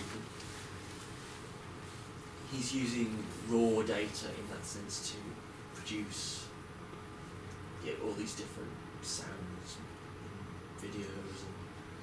What did you think of the conference like? What he did, wasn't it Ike's work that had in London that was the 2 kilometre Common Light? I think it was. Did you see that? I didn't see it, but I was I like saw it interested. briefly. Yeah, There's but a interested to hear signature to it. what you think about it as well. I mean, yeah, those sort of things. Those do bring data and these moving streams of information and bits into a realm which I guess in London is very architecturally diverse. There's lots of concrete objects, but also London is very sort of long.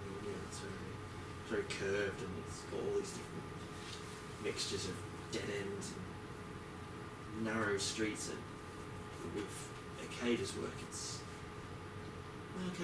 I think, like I say, it's minimalism, but it's a very rough sort of minimalism.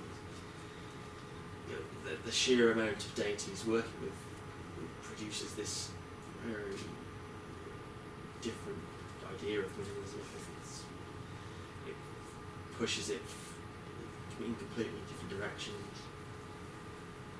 The one thing on Akeda that I've come across, which is quite interesting, is he's done performances, music-based and visual-based performances, for example, in Barbican, where he's basically created a one-off CD. So he basically comes forward puts the CD in the machine, presses play, and then goes on stage and can do your performance, and then the CD is destroyed at the end of it. I think it's quite an interesting. Very tingly. Well, it's a kind of materiality of the work, you know, especially given that it's immateriality. It becomes material for a moment, but only to be erased or destroyed. So yeah, it's destroying the idea of the product being the CD. Yeah. Again, there's no authentic documentation of whatever it is he produced. That's quite interesting. The idea of there being no authentic single thing. There's no one single authentic iteration of a system. So, and yeah, there's it has echoes of Namchi Pike. There's Pike being both first of all a musician and then godfather of video art, but also having a very sensitive, being very sensitive to a particular ontology of the work being never being the same. So he used to tour work quite frequently in the 70s and 80s with Charlotte Ward amongst others. But the work would always be different each time they did it. And it was never he was keen not to document it. So that a lot of the performance works on really documented from that time, whereas the documentation is the traces of the work rather than something designed for its documentation.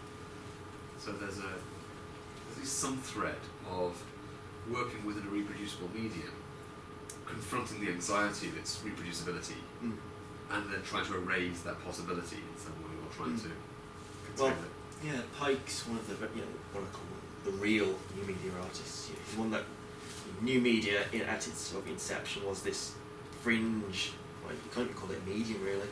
It's it's this group of artists that were confronting new technologies, new materials, new stuff to work with, and using it in this completely different way to how art could even be considered before that. This was like 60s, 70s when these things were really sort of at the forefront. They were technologies just being used by military complexes in the back stores of corporate headquarters, and new media as sort of a label, I guess, at that time was really sort of seeking to subvert these technologies, repurpose them, radicalise them in all these strange different ways, and I think that's something that sort of gets lost as new media sort of it solidifies in a sense. I mean, a lot of new media theory doesn't really get to grips with how it's at that time really broke with materiality as it was in art. And the worst offender of this is Lev Manovich and his works on new media, which I just absolutely detest. He sucks everything out of new media just to stick his trademark on it and make some money. Really, But where's the pleasure? I mean, in the practice, in the music, the playing, pleasure's in the actual, not in the performance. I don't mean in front of noise. It's actually in the physicality of the play of the instrument. It's in the body. Yeah. I've done painting, and that's not the same. It's not the same kind of pleasure. It's not the same. It's not embodied in the same way. But I'm wondering. I can't see the same kind of embodiment with programming technology. It's not the same. So the question is, where's the pleasure? When I was your age and stuff, there was much more of that kind of body-embodied pleasure performance. So where's the pleasure migrating to now? Very interesting question. I mean, that's why again I have to take a guide looking for those where you don't necessarily see if you have to become sort of attuned to it in a different sort of sense. I think that's something that. When you see young people addicted to the machines, and they are, it's all in the thumb. It's all they're big thumbs, and that's it. Like iguanodons.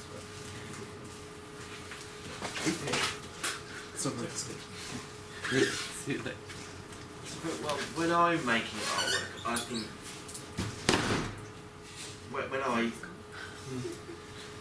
I find this sort of pleasure in, just the way I produce artwork isn't very.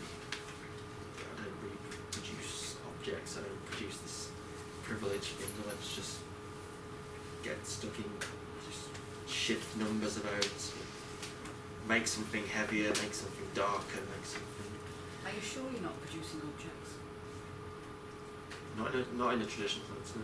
I don't necessarily mean in a traditional sense, but it does strike me that you are actually producing objects.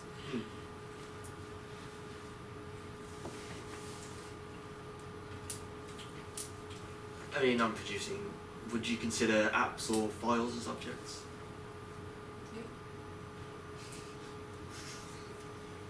Yeah. In a sense, yeah. Well, files have to be made in order to sustain something. But I don't think the work lies in the files, so to speak. In the what, sorry? In the files, as raw data, it exists on that sort of level.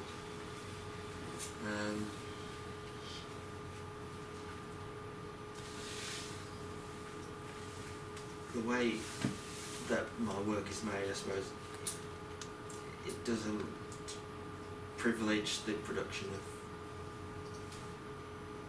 whatever it is I produce. I don't see that what is finished as this thing which has something within it which is non-negotiable, something that is out of reach in that sort of sense, that can't be touched, that doesn't engage in some sort of sense. That's sort of my critique of definitely object-oriented things, is that most of these things originate, contemporary object-oriented theory is in object-oriented programming, which it's the primary means of building with computers, and they always privilege this something as an object which can't be changed, can't be shifted in some sense, that doesn't move. And the way I see things is that everything is sort of up for grabs in whatever this I don't know what the shape of the system is, or the systems are that I work with. I don't really have the whole picture, but I think things What do can you come mean, in. like, when you say everything's up for grabs? Because it's a bit like kind of sort of vertical, like pin that down a bit more, what you're actually wanting to say about it. I can't remember. It's not that everything is sort of loose, but everything isn't sort of nailed down. Everything's within reach in that sort of sense. Like, again, going back I mean, to... with your coding, what the outcome of the code, or the... Well... Like code, because you criticised the Croker, you wrote that code drift, which actually relates more to these kind of like systems which are sort of have these emergent capacities, which would be more what sounds like you're interested in, which is what... I've never read Code Drift. But he's got a, I think it's in one of the C Theory magazines, he's got an article called Code Drift stuff, and it's a notion, you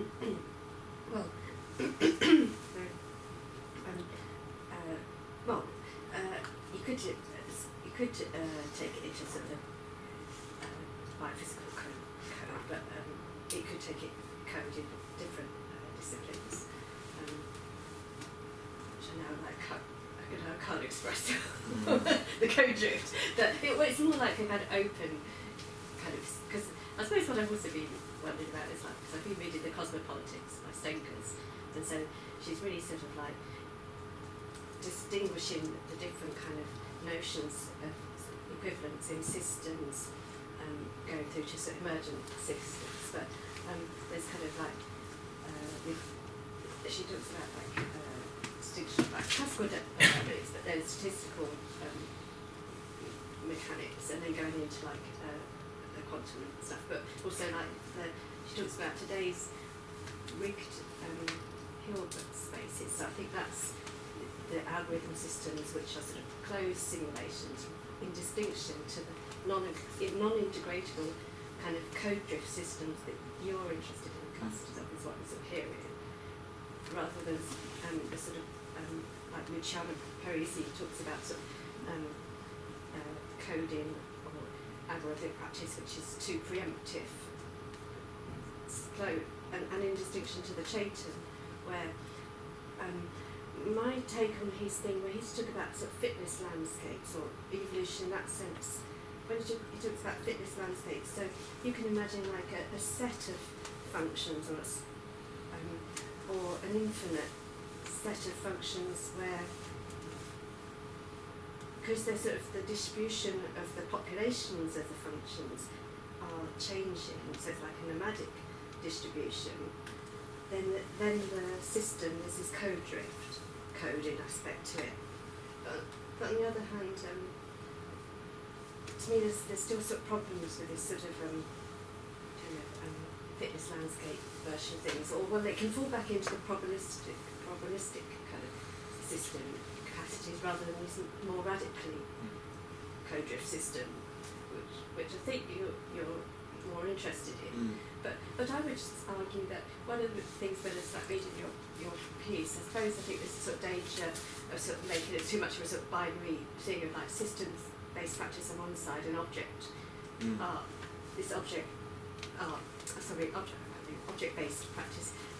It's sort of like a bit of a reduction of like any art object. I mean, there's the durée of the artwork is just as much a kind of like event as the importance of this event that you're getting with your emergent system. So you can't just like put all art that happens to have a materiality to it, like over here, like what you were talking about with that particular work. You were drawing out the interference. Well, interference is emergent. That relates to sort of system. We break it down into what's happening. There's a sort of system. There's more radical matter system kind of event going on with that. But that was on another level. Somebody might say that, oh, that's a painting, that's an object-based art. But it was doing. What was important about it wasn't necessarily its representational aspect. It was that it had this other power. So it's not like only we can only find this in these radical systems practice. We can find it in these other mediums of arts practices. And so I suppose I'm thinking it's odd that you haven't, rather than sort of making up that binary thing of object-based on one side and systems, you're not pinpointing in a particular object kind of art, what you'd say, this is an object artwork, but it's also got this openness that relates to what you're doing in your system there, like pinpointing something that more relates rather than creating this sort of quite more simplistic binary sort of distinction. That would be my, but I mean I hope that doesn't sound too harsh because I like what you're doing. Well, the object basis from base is very much rooted in this 1960s art theory. It's people that, the birth, you could call it the birth of immateriality, when people really didn't want this idea of borders and things being out of reach what the artists really sort of got to grips with this, really starting to break away from this singular thing, and technology is what they sort of appropriated in order to sort of accomplish this, to sort of break down these distinctions between this is the object, here is the viewer. These are in fact part of a system. There can be objects in the system. There can be equipment. There can be artists. In Lucy Lippard's 6 Years, there's a quote by Dan Graham. He's a minimalist artist. He works a lot constructing these minimalist sculptures, and he talks about one of the dialogues she puts down there. He says, I never consider my artwork as an object. It's always in this system of things. It never leaves the system. It never leaves the system. This artwork that I produce. It's ridiculous to think of it as an object outside of, but there being an outside to this artwork is what Dan Graham as the sculptor really sees his artwork as as doing, as being where it's situated. It's not. So in that sense, the idea of an object is, I guess, for Graham, does suppose that there is an outside to it somewhere, in order for it to have that border, if we wish to distinguish. Here is the art object, here is it where it ends, here is where it is, or when it is, or whatever. And a lot of the research I do just sort of look at how people do distinguish, how the artists I'm looking at are not considering their artwork in quite that way, how they still manage to do something, to produce something, even if they're not producing an object. Why it's important for them that there is no object that is produced. Why are you even doing artwork then? Why is that? How can something still matter, have matter, even if it doesn't solidify, it doesn't have that sort of singular persistence in that sort of sense, I guess. It doesn't need a closed system in order to have a definition, to have meaning, that sort of sense. Something can have meaning on its own in the system. It doesn't require an artificial border in order for that to sort of happen, I guess. I'm not sure this isn't slightly mixed up somehow, but I can't quite put my finger on where. Is this, sorry. I was thinking about, Stephen Willits, who does all these text pieces of basically systems, isn't it? Is that what you call them? Sort of lays out charts, maps and things, but essentially systems. I mean, how would you classify that? Well, it's a very little system. But the system can exist in systems.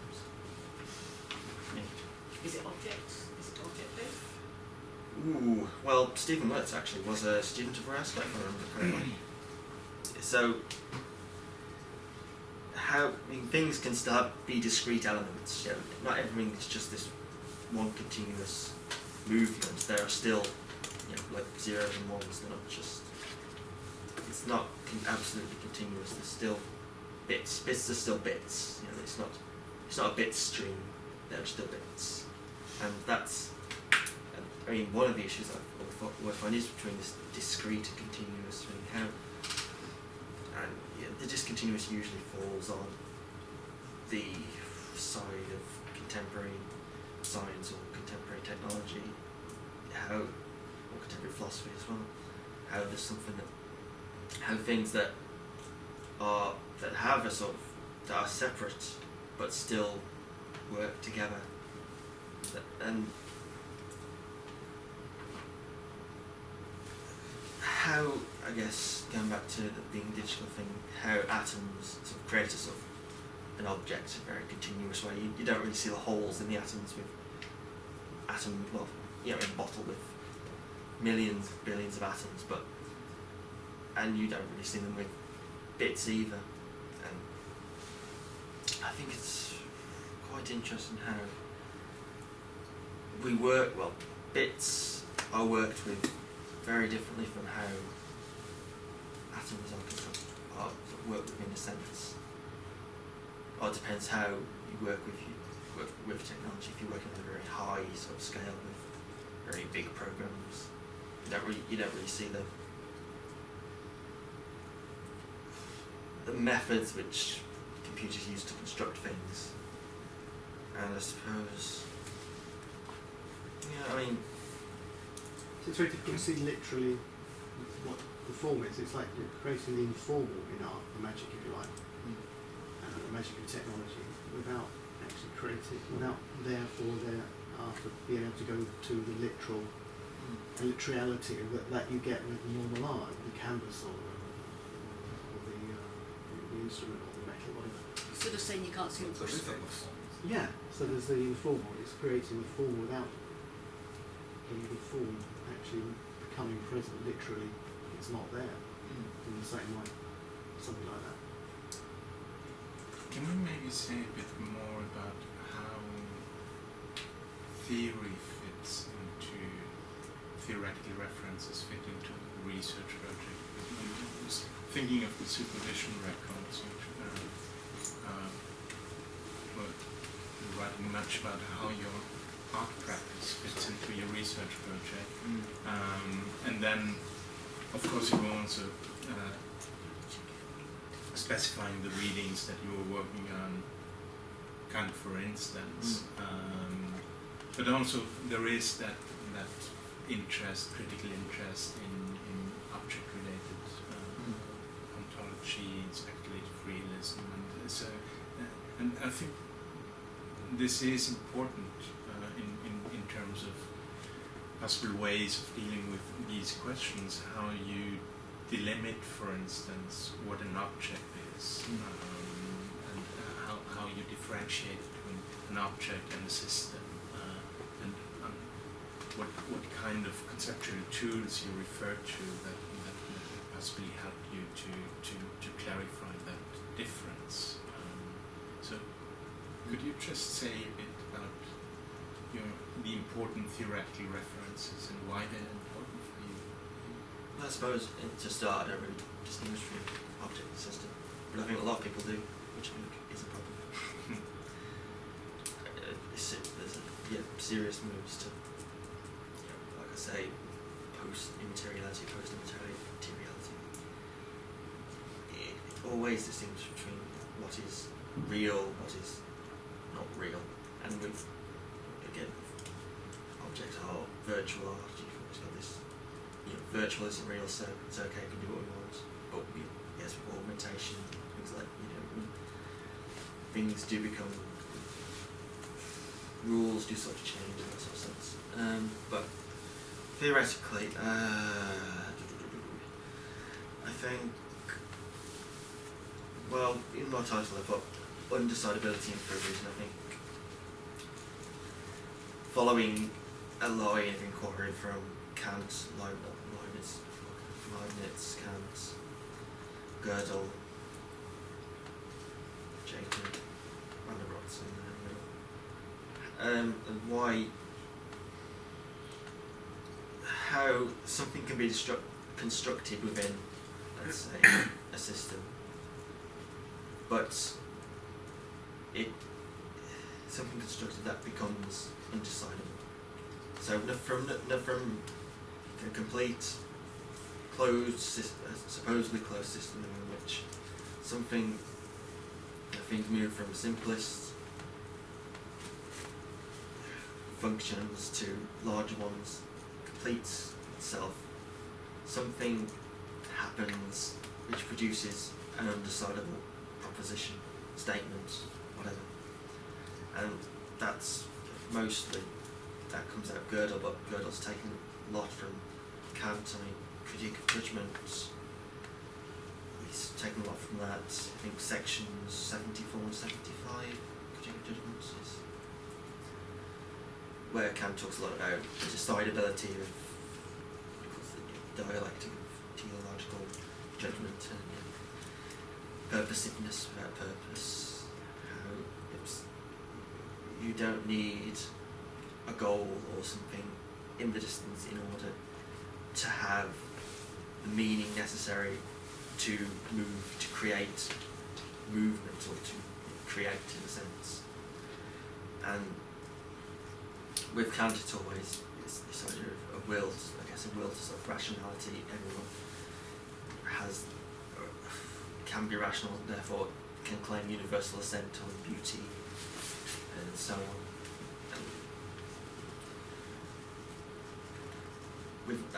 With Leibniz, going back a bit, he in his research to create a universal language, he uses this idea of coding it's a very early example of coding to define things in different ways, to move across subjects. So how to use colours to determine, mathematical functions. And a lot of this research in his dissertation was about how to universally code something that could work across disciplines. And this is something, again, Gödel picks up with his formally undecidable propositions, how, well, his first complete theorem is a formally logical system is complete. Like so Principia Mathematica, which is the one he's working with, from Russell and Whitehead, they've produced this completely logical system in which everything was complete. There was no chance of there being anything contradictory. You couldn't, everything 2 + 2 = 4, you could write it. You could not write 2 + 2 = 5, it would not, just wouldn't work. There was no way to construct false statement, not false. There's no idea of truth or false or meaning in these things. They're complete, they're consistent, there's no chance for a contradiction in them. And Gödel's has sort of moved beyond that by coding the various symbols that this system uses into numbers. So numbers become numbers as a very sort of Kantian synthetic sort of thing, and he used these numbers to, as Leibniz did with his sort of coding different things, to speak universally in a sense. So these numbers could code the different symbols in this system to speak about numbers, or to speak about itself, to bring in this idea of referentiality. So this, with Principia Mathematica, with the formal logical systems, to be complete, it couldn't talk about itself. It could say 2 + 2 = 4. It couldn't say 2 + 2 = 4 is a mathematical statement.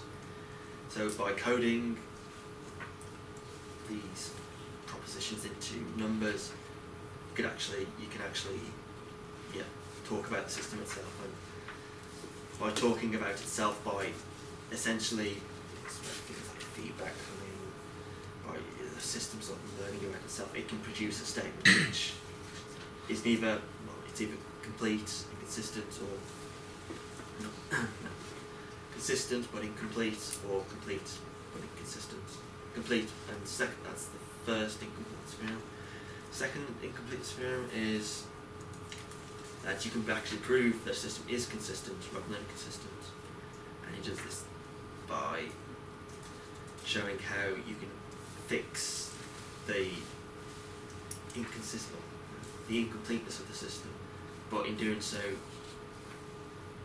you have to use a coding by which another undecidable system, propositional statement is constructed.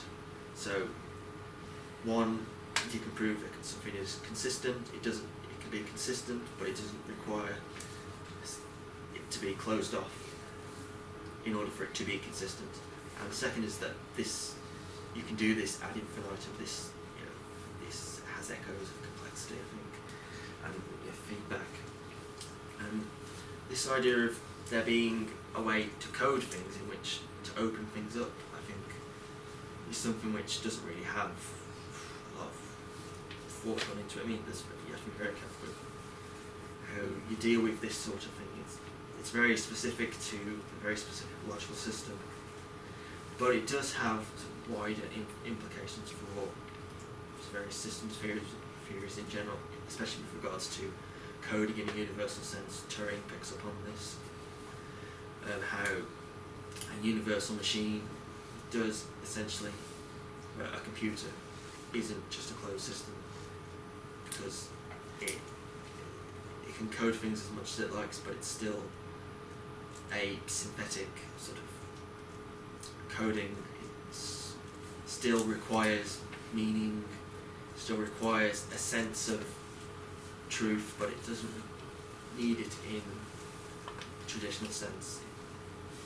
It requires a lot of coding and moving back and forth between analytics, synthetics, to use Kantian terminology. And that's sort of the bit I find quite interesting. That's sort of the trail I find very interesting. I didn't get that point, that last point about the analytical and the synthetic, how that Kantian distinction applies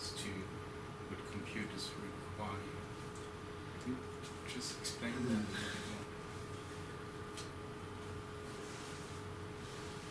more? Well, that's very tricky.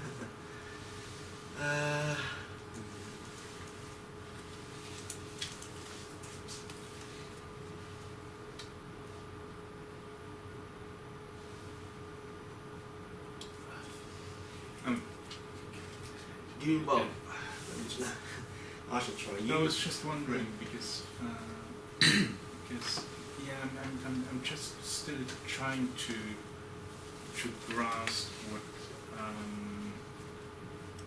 you're aiming at when, with regard to systems and how you would at what point exactly you form that move away from objects. Also because I was trying to understand, thinking of the speculative realists and their kind of founding myth, which is correlationism. It's something very specific they have in mind as a point of departure. And, I think they're quite wrong about that. Reading the history of philosophy from Kant or even Descartes as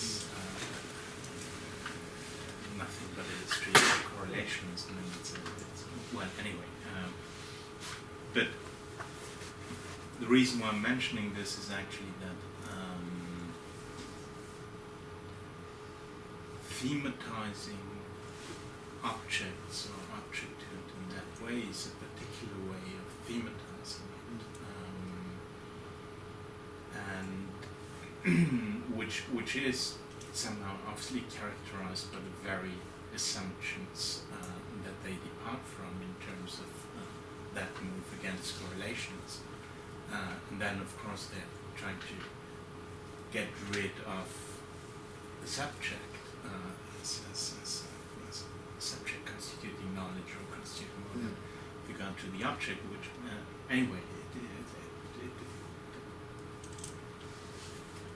there's no point about the details of the argument. I'm just saying that it seems to me to be quite a specific way of addressing what objects are, and I'm not entirely sure if the way you look at the question of objects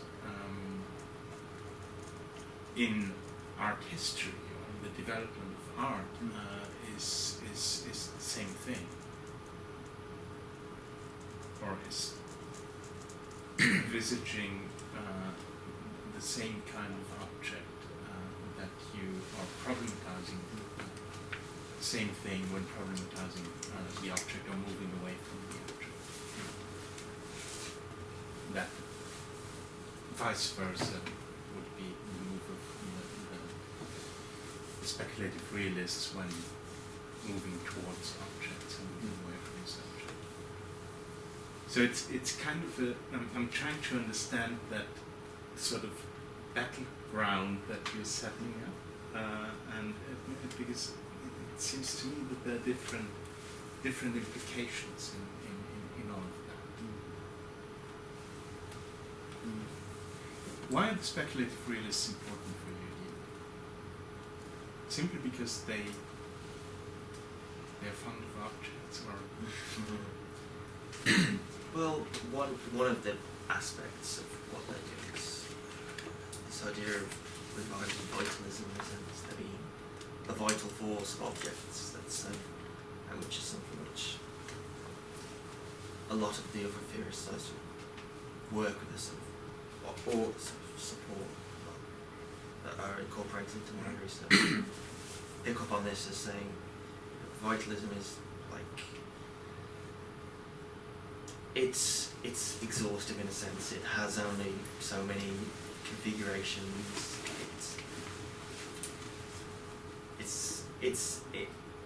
Ultimately it's still a closed system. It can only move about. It only has like object-oriented programming. There's only so many degrees of freedom something can have in that sort of sense. Again, and one of the main problems that it leaves against things that are unnegotiated. It sets it arguments in very specific ways, I think, without it doesn't pay sort of attention to all these many different facets of systems, or whatever you want to call them, which really go into producing a work of art instead of an art object. That would be a distinction. A work of art doesn't have to be an art object as well. I think that's quite important. There'd be like an effective texture, a Yeah. feeling, Yeah. not. But nothing doesn't have to be, not just merely subjective. It's still able to position itself and have A language. keep itself together, even if it doesn't make itself visible in that sense. Again, going back to my own artwork, it's what I do it's not visible it's not loud, it does not front facing in that sense. I don't make work that really engages in that sense. It requires, well, it's not about being subtle, but it sort of has to be subtle in a sense. Otherwise, you have to become attuned to all these different things that are going on, even if they can't have mass, they can't be shown in the usual ways of how artwork is usually shown. You're saying you have to be attuned. You mean the viewer has to be attuned? I'm the artist. Okay. So you have to be attuned to make your own work. To be attuned to something, yeah. Is that not the same with all artists? But I think with the material I'm working with, I feel it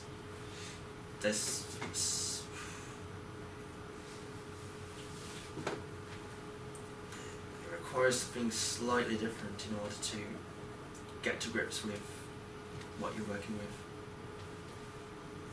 The patterns you work with, the forms you work with. But that is the same with all artwork. I mean, if a printmaker works differently to a painter, to a sculpture, and they all have to learn their own, they all have to be tuned to their own methodology and processes and techniques. And to me, I can't see any difference between what they do and what you're doing.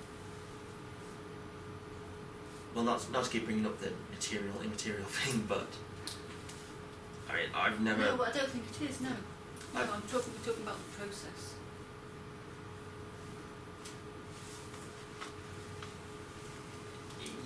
Yes. I suppose the processes I'm working with are more attuned to these larger, this multifaceted system. I'm really trying to flush out, the dynamics of that, rather than anything else really. Sorry, what do you mean rather than anything else? You know? It's a good way to use the sentence. So you mean that's just purely for you making the work you making the work you do, not any other people making, say, similar work? I don't tend to speak for other people, but there must be. There's something going on in the work I do, in the way technology works, that is important, that needs attention paid to. The way that and the way way theories, the way explanations usually attribute this to either a reliance on technology as driving the artwork or science driving the artwork isn't really sort of, in one sense, that's not really good enough, really. It's not that the artwork is a simulation of whatever, a model or anything like that. But are you interested in communicating how your fascination?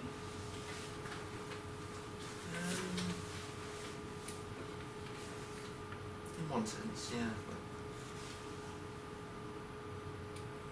again, I don't really see how to do that at the moment.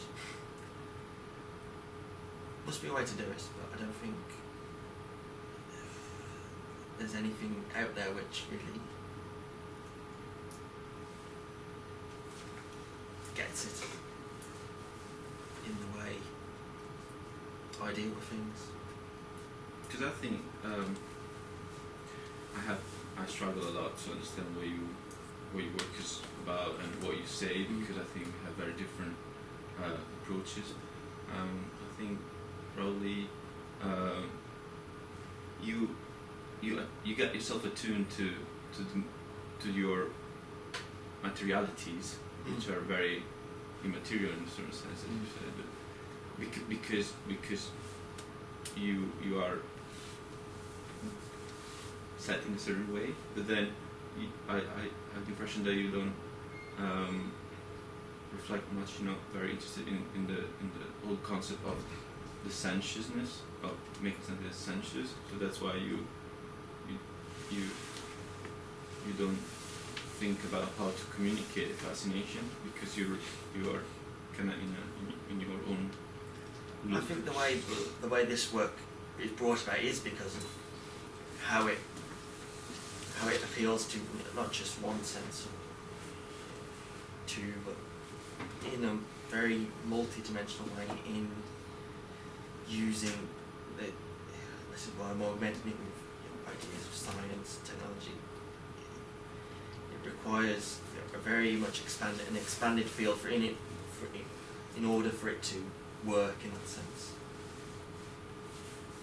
I'm trying to pick out how it works across this array, this constellation of, I don't want to say things, but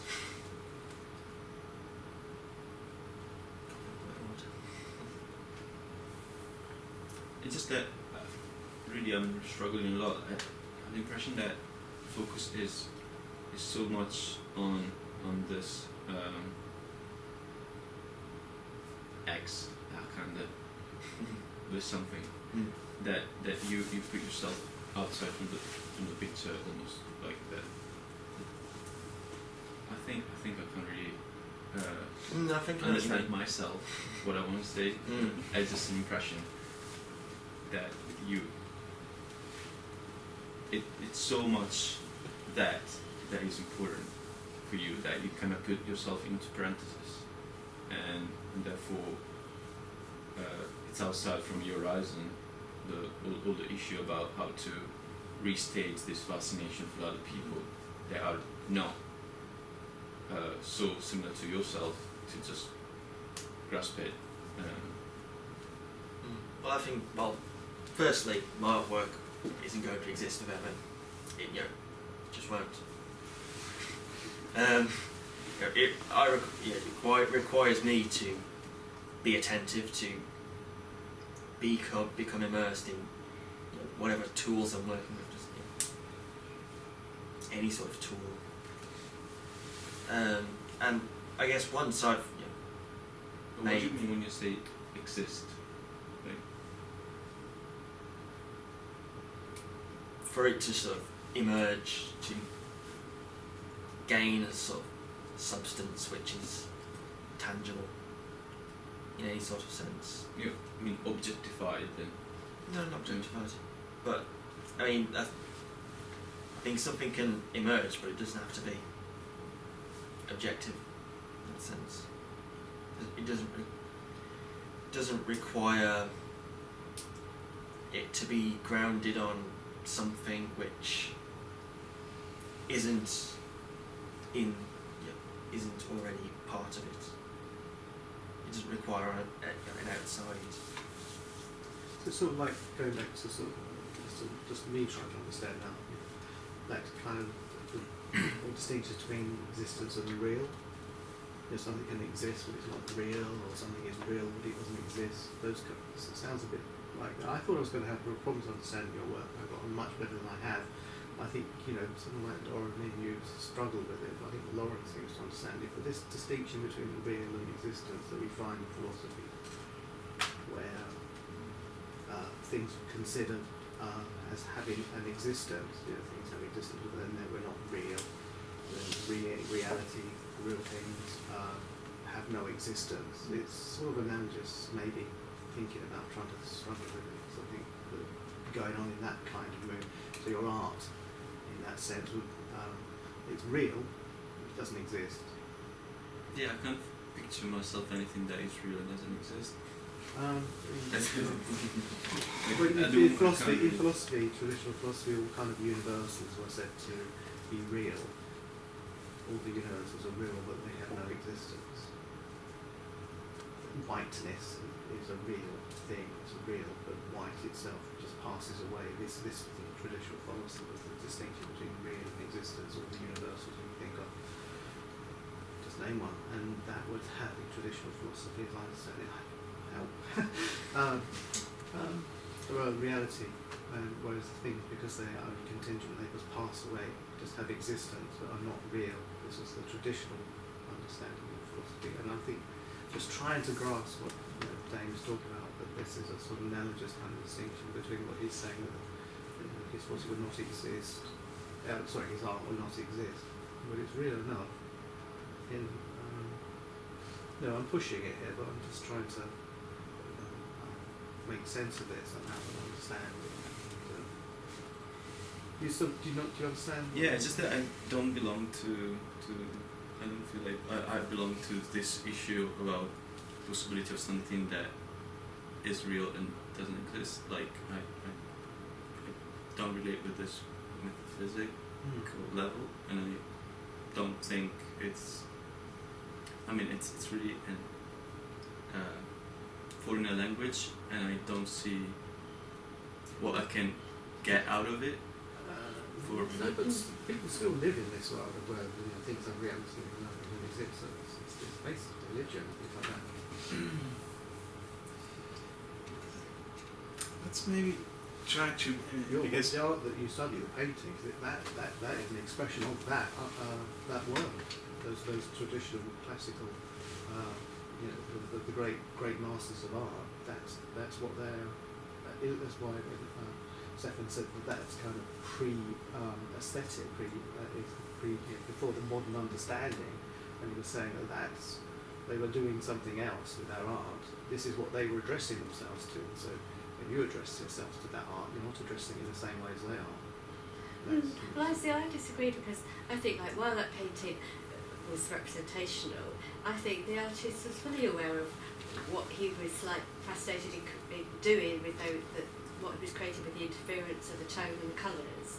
That was the predominantly powerful thing about how that painting was working. And it's But like a bit before that maybe, but back to the 13th century art, where there are rules to the painting before you get to the Renaissance, when there are actual, it's really coded and you cannot really step outside those. So the great Gothic cathedrals and stuff, are really picture books of a kind of, they're fixed, as I understand it, in their understanding. I disagree, because of the symbols, you everything. can never reduce It will not art work, just to there was not working on the artists. level of representation.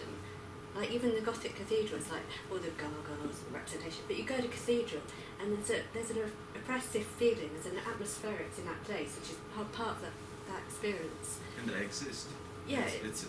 So it's, and you I think in that say field the of artists and existence. architects at the time didn't have that Within- feeling from it. but what Where time were it does. that? still, but the question is what kind of history or historical account of this you give. and depending on the kind of history that you write, you depict whatever you're working on in different ways. Like if you write an art history that follows a specific interest in art being a certain kind of activity that's linked to the production of certain kind of works, then you can neglect the fact that showing an artwork or producing an artwork for a cathedral is something different from producing an artwork for a public art museum. I'm not saying that this is totally illegitimate. It is. It's just a specific disciplinary project that you write the history of art in such a way, and there's other possible ways of looking at it. For instance, saying, well, art, what we imply by art is very much determined by our understandings, which are the understandings that are linked to a specific historical period.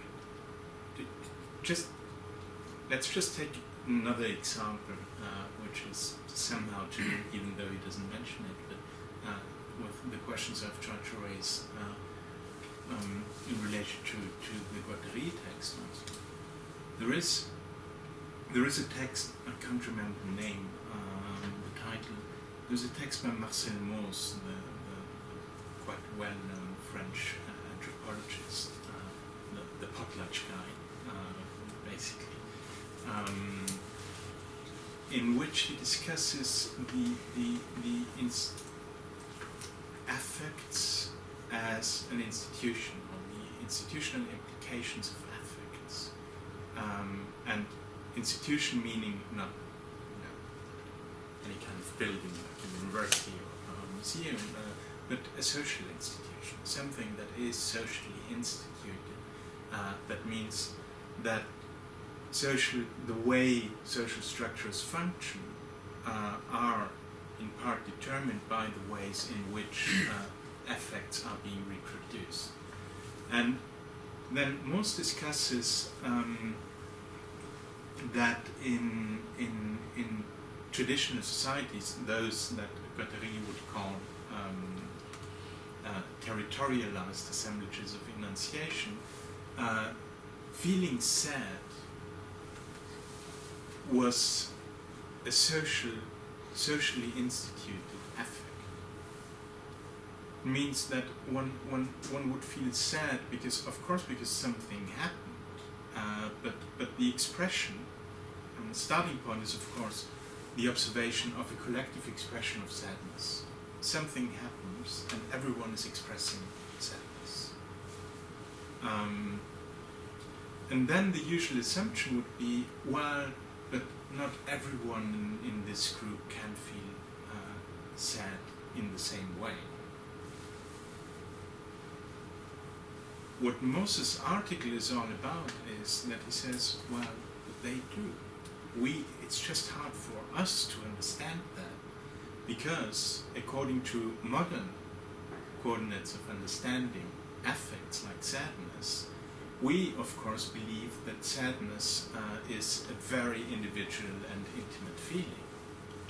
So we only feel truly sad when we are individually touched or affected. But what Mauss argues is that is not necessarily the case. It's just an assumption that we have, that we say, well, someone who's not directly personally affected can't feel really sad, so the expression, there's something false about the expression of sadness then. But the problem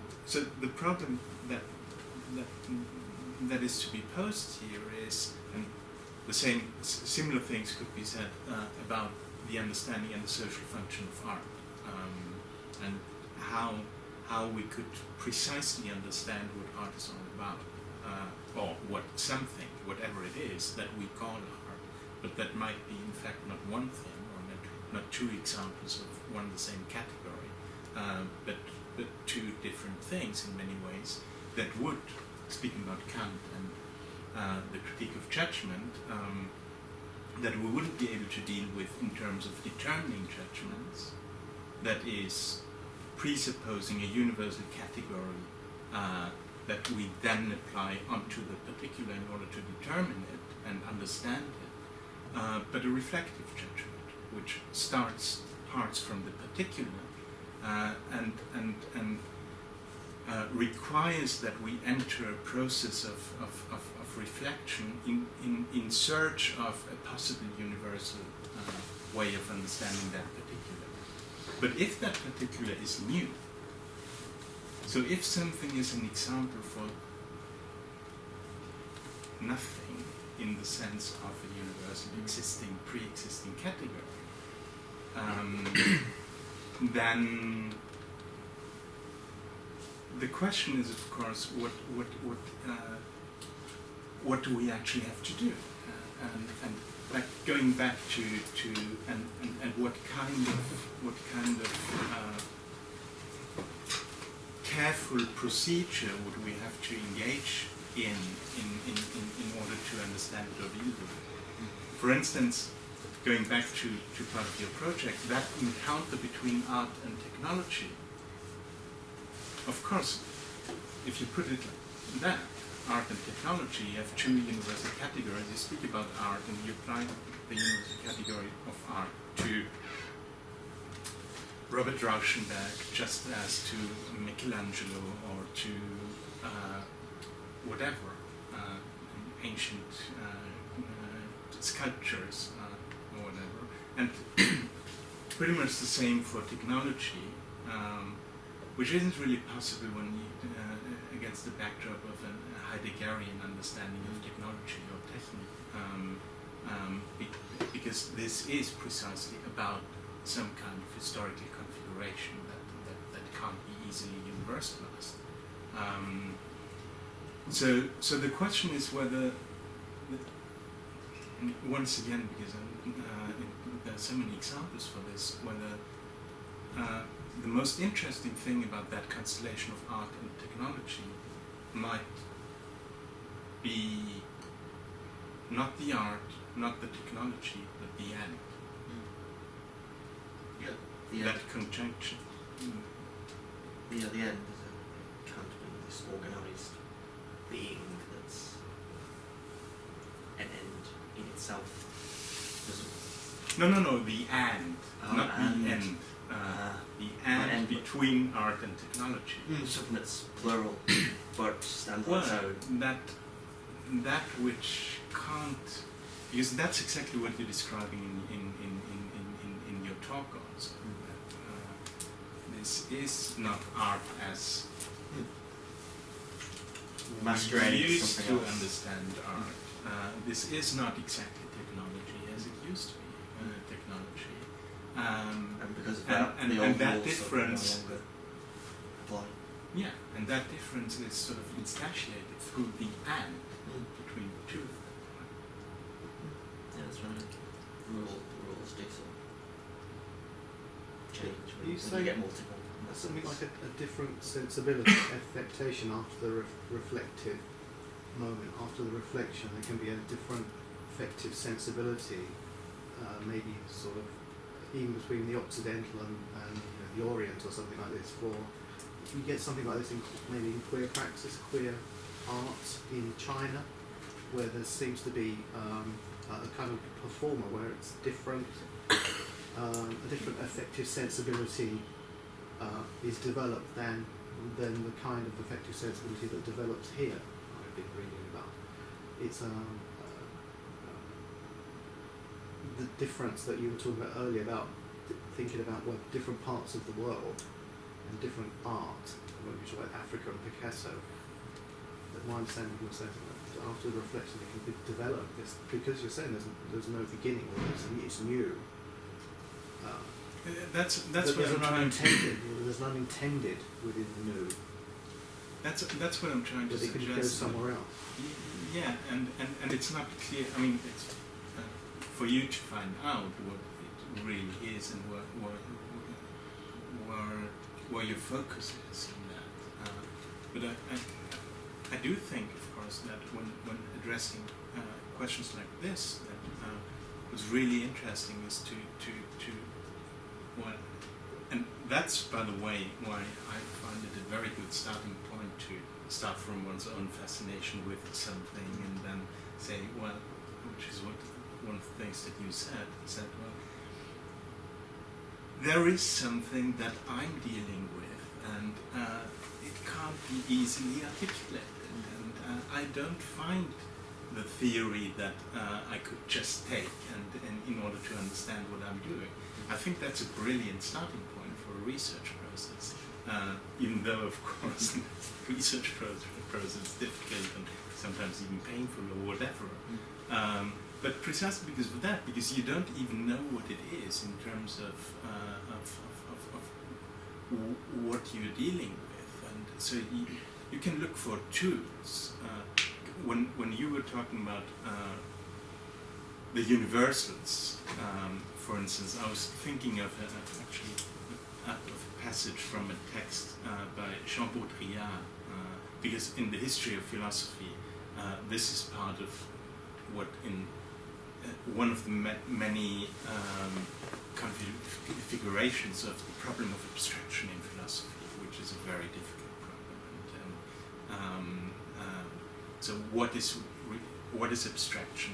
There is this satirical text of Hegel's, which is quite funny, very short text, who is thinking abstractly, where he's basically saying, well, the philosophers are the only ones who don't think abstractly. The rest of the world thinks abstractly. And he's presenting very good arguments for that, by the way. But the question is whether we're still dealing with the same problem in the contemporary world when we're talking about abstraction. And let me just read a passage that I think of when we were talking about the universals and the real and the existing. This is from a text by Jean Baudrillard called Simulacra and Simulations. The passage reads, abstraction today is no longer that of a map, the double, the mirror, or the concept. Simulation is no longer that of a territory, a referential being or a substance. It is the generation by models of a real without origin or reality, a hyperreal. The territory no longer precedes the map nor survives it. Henceforth, it is the map that precedes the territory, precession of simulacra. It is the map that engenders the territory, and if we were to revive the fable today, it would be the territory whose shreds are slowly rotting across the map. It is the real and not the map whose vestiges subsist here and there in the deserts which are no longer those of the empire, but our own, the desert of the real itself. So that's a passage, and there is a very short text by Lewis Carroll where he's talking about mapping and saying, can't recall it exactly, but the way he's putting it is basically about the perfect map being just as large as that which is being mapped. So there is no abstraction, but if there's no abstraction, there's no use to mapping at all, because abstraction is supposed to... Douglas Hofstadter. Because abstraction is supposed to provide us with some kind of orientation. But it seems to me that one possible approach to the kind of problem you're trying to address is to do a lot with what Baudrillard states. Because that is in many ways the problem of the algorithms and the ways they operate on us, the transactions of finance, capitalism, or whatever. That abstraction comes first. It's not an abstraction from a real anymore. That's when it's the rigged Hilbert space, isn't it? When you do like the simulation, system of simulation, that's the rigged Hilbert space, rather than a more radical coding. But I think that's the distinction where your system is more radical than, and I think it's the less well understood aspect of systems. But what can you explain the difference? Well, I think this is this thing of like the distinction between like computer programming of computer simulations and computing which isn't like simulation and in that sense isn't abstract. I think there could be some argument where the computer simulation always potentially lies on and has an aspect of abstraction to it, and so whereas it could be a more sort of, you could call it a visceral computing that I think is coming in now, and it might be quantum more than like working with calculus. I foresee a sort of code where the code's no longer numeric, it's pattern based. But then there's all different kind of there's about in Ribbon's book he sets out about like 7 or 8 different like directions of where they're doing quantum computing, where they're leading into that, and different ways they're getting into it, different methods. So it's not so I don't know. Yeah, but I mean, that sounds like. It's funny because I've got the Baudrillard book out to read because while I was like comparing these notions of simulation, I thought that particular one would be good to read. Oh yeah. So to remind me. Yeah.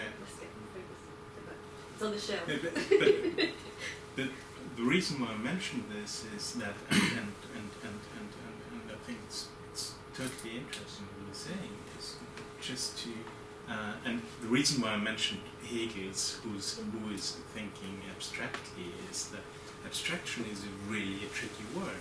It depends on from which angle you look at it, and which is exactly what Hegel plays on in that text. Everyone thinks that philosophers are the most abstract thinkers in the world, but as a matter of fact, they're not. They're the only concrete thinkers. And that's what he says.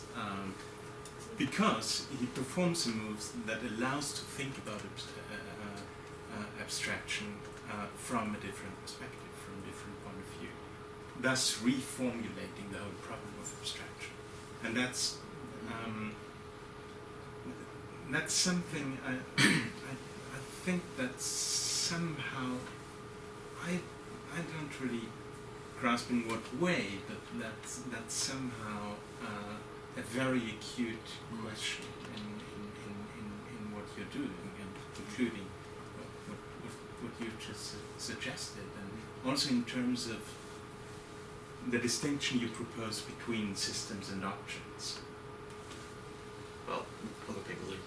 Yeah. It's the main mode of force that sort of goes from the 1960s today. It's this distinction between. That's the major shift. That's the Newton to Einstein this century. It's objects to systems. Yeah. That's the main argument. Yeah, but also then in terms of, for instance, the question about pleasure. Yeah, pleasure. Where's the pleasure? Or is it situated or located Yeah, in all of this? Is there, depicting in a specific way, is there particular pleasure that is attached to abstraction or work that otherwise would appear to be quite abstract? Not like In the kudos. playing music. It might be in the kudos or something like that. Yeah. The kudos comes with being an artist. Well, I was thinking that it goes to the comparison of the abstract and the figure. Does the abstract already presuppose a real? Does the figure always presuppose a form for an object I was trying to figure out? Which are either of these sort of points within which I can move from? I wasn't quite sure. I mean, But here again, you could turn it around, and like someone like Kandinsky certainly wouldn't agree on that. In art history, he'd say, no, the abstract is the most concrete, of course. very interesting. That's the concretion of painting, not an abstraction from figurative representation.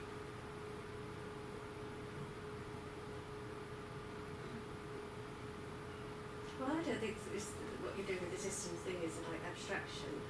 I think the key thing about it is this notion of event, actually. That's what I'm. So I think it's to sort of return it to abstraction would be like a misplaced move.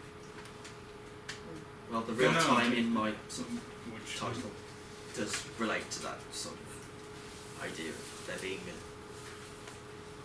a presenting, I guess, event like emergence, which comes with systems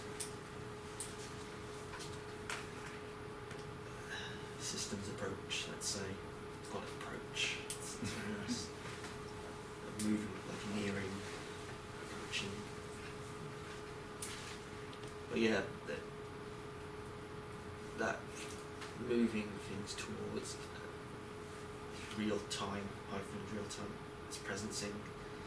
There's a quote by Wittgenstein I draw out on how presencing, someone who lives in the present has a sort of timelessness rather than thinking of eternity as eternal, this outside eternal, for everlasting thing. Instead of it's present as timelessness rather than eternity. Then he says that one who lives in the present is always eternal, because of a sort of a timelessness in real time. Very sound. We're gonna let Wittgenstein have the last word. Yeah. It's past 7 already. Just noticed that. Thank you very much. Good job, artwork. And just to... So, who's presenting next time? You're presenting next time. When's that? 22nd. Okay.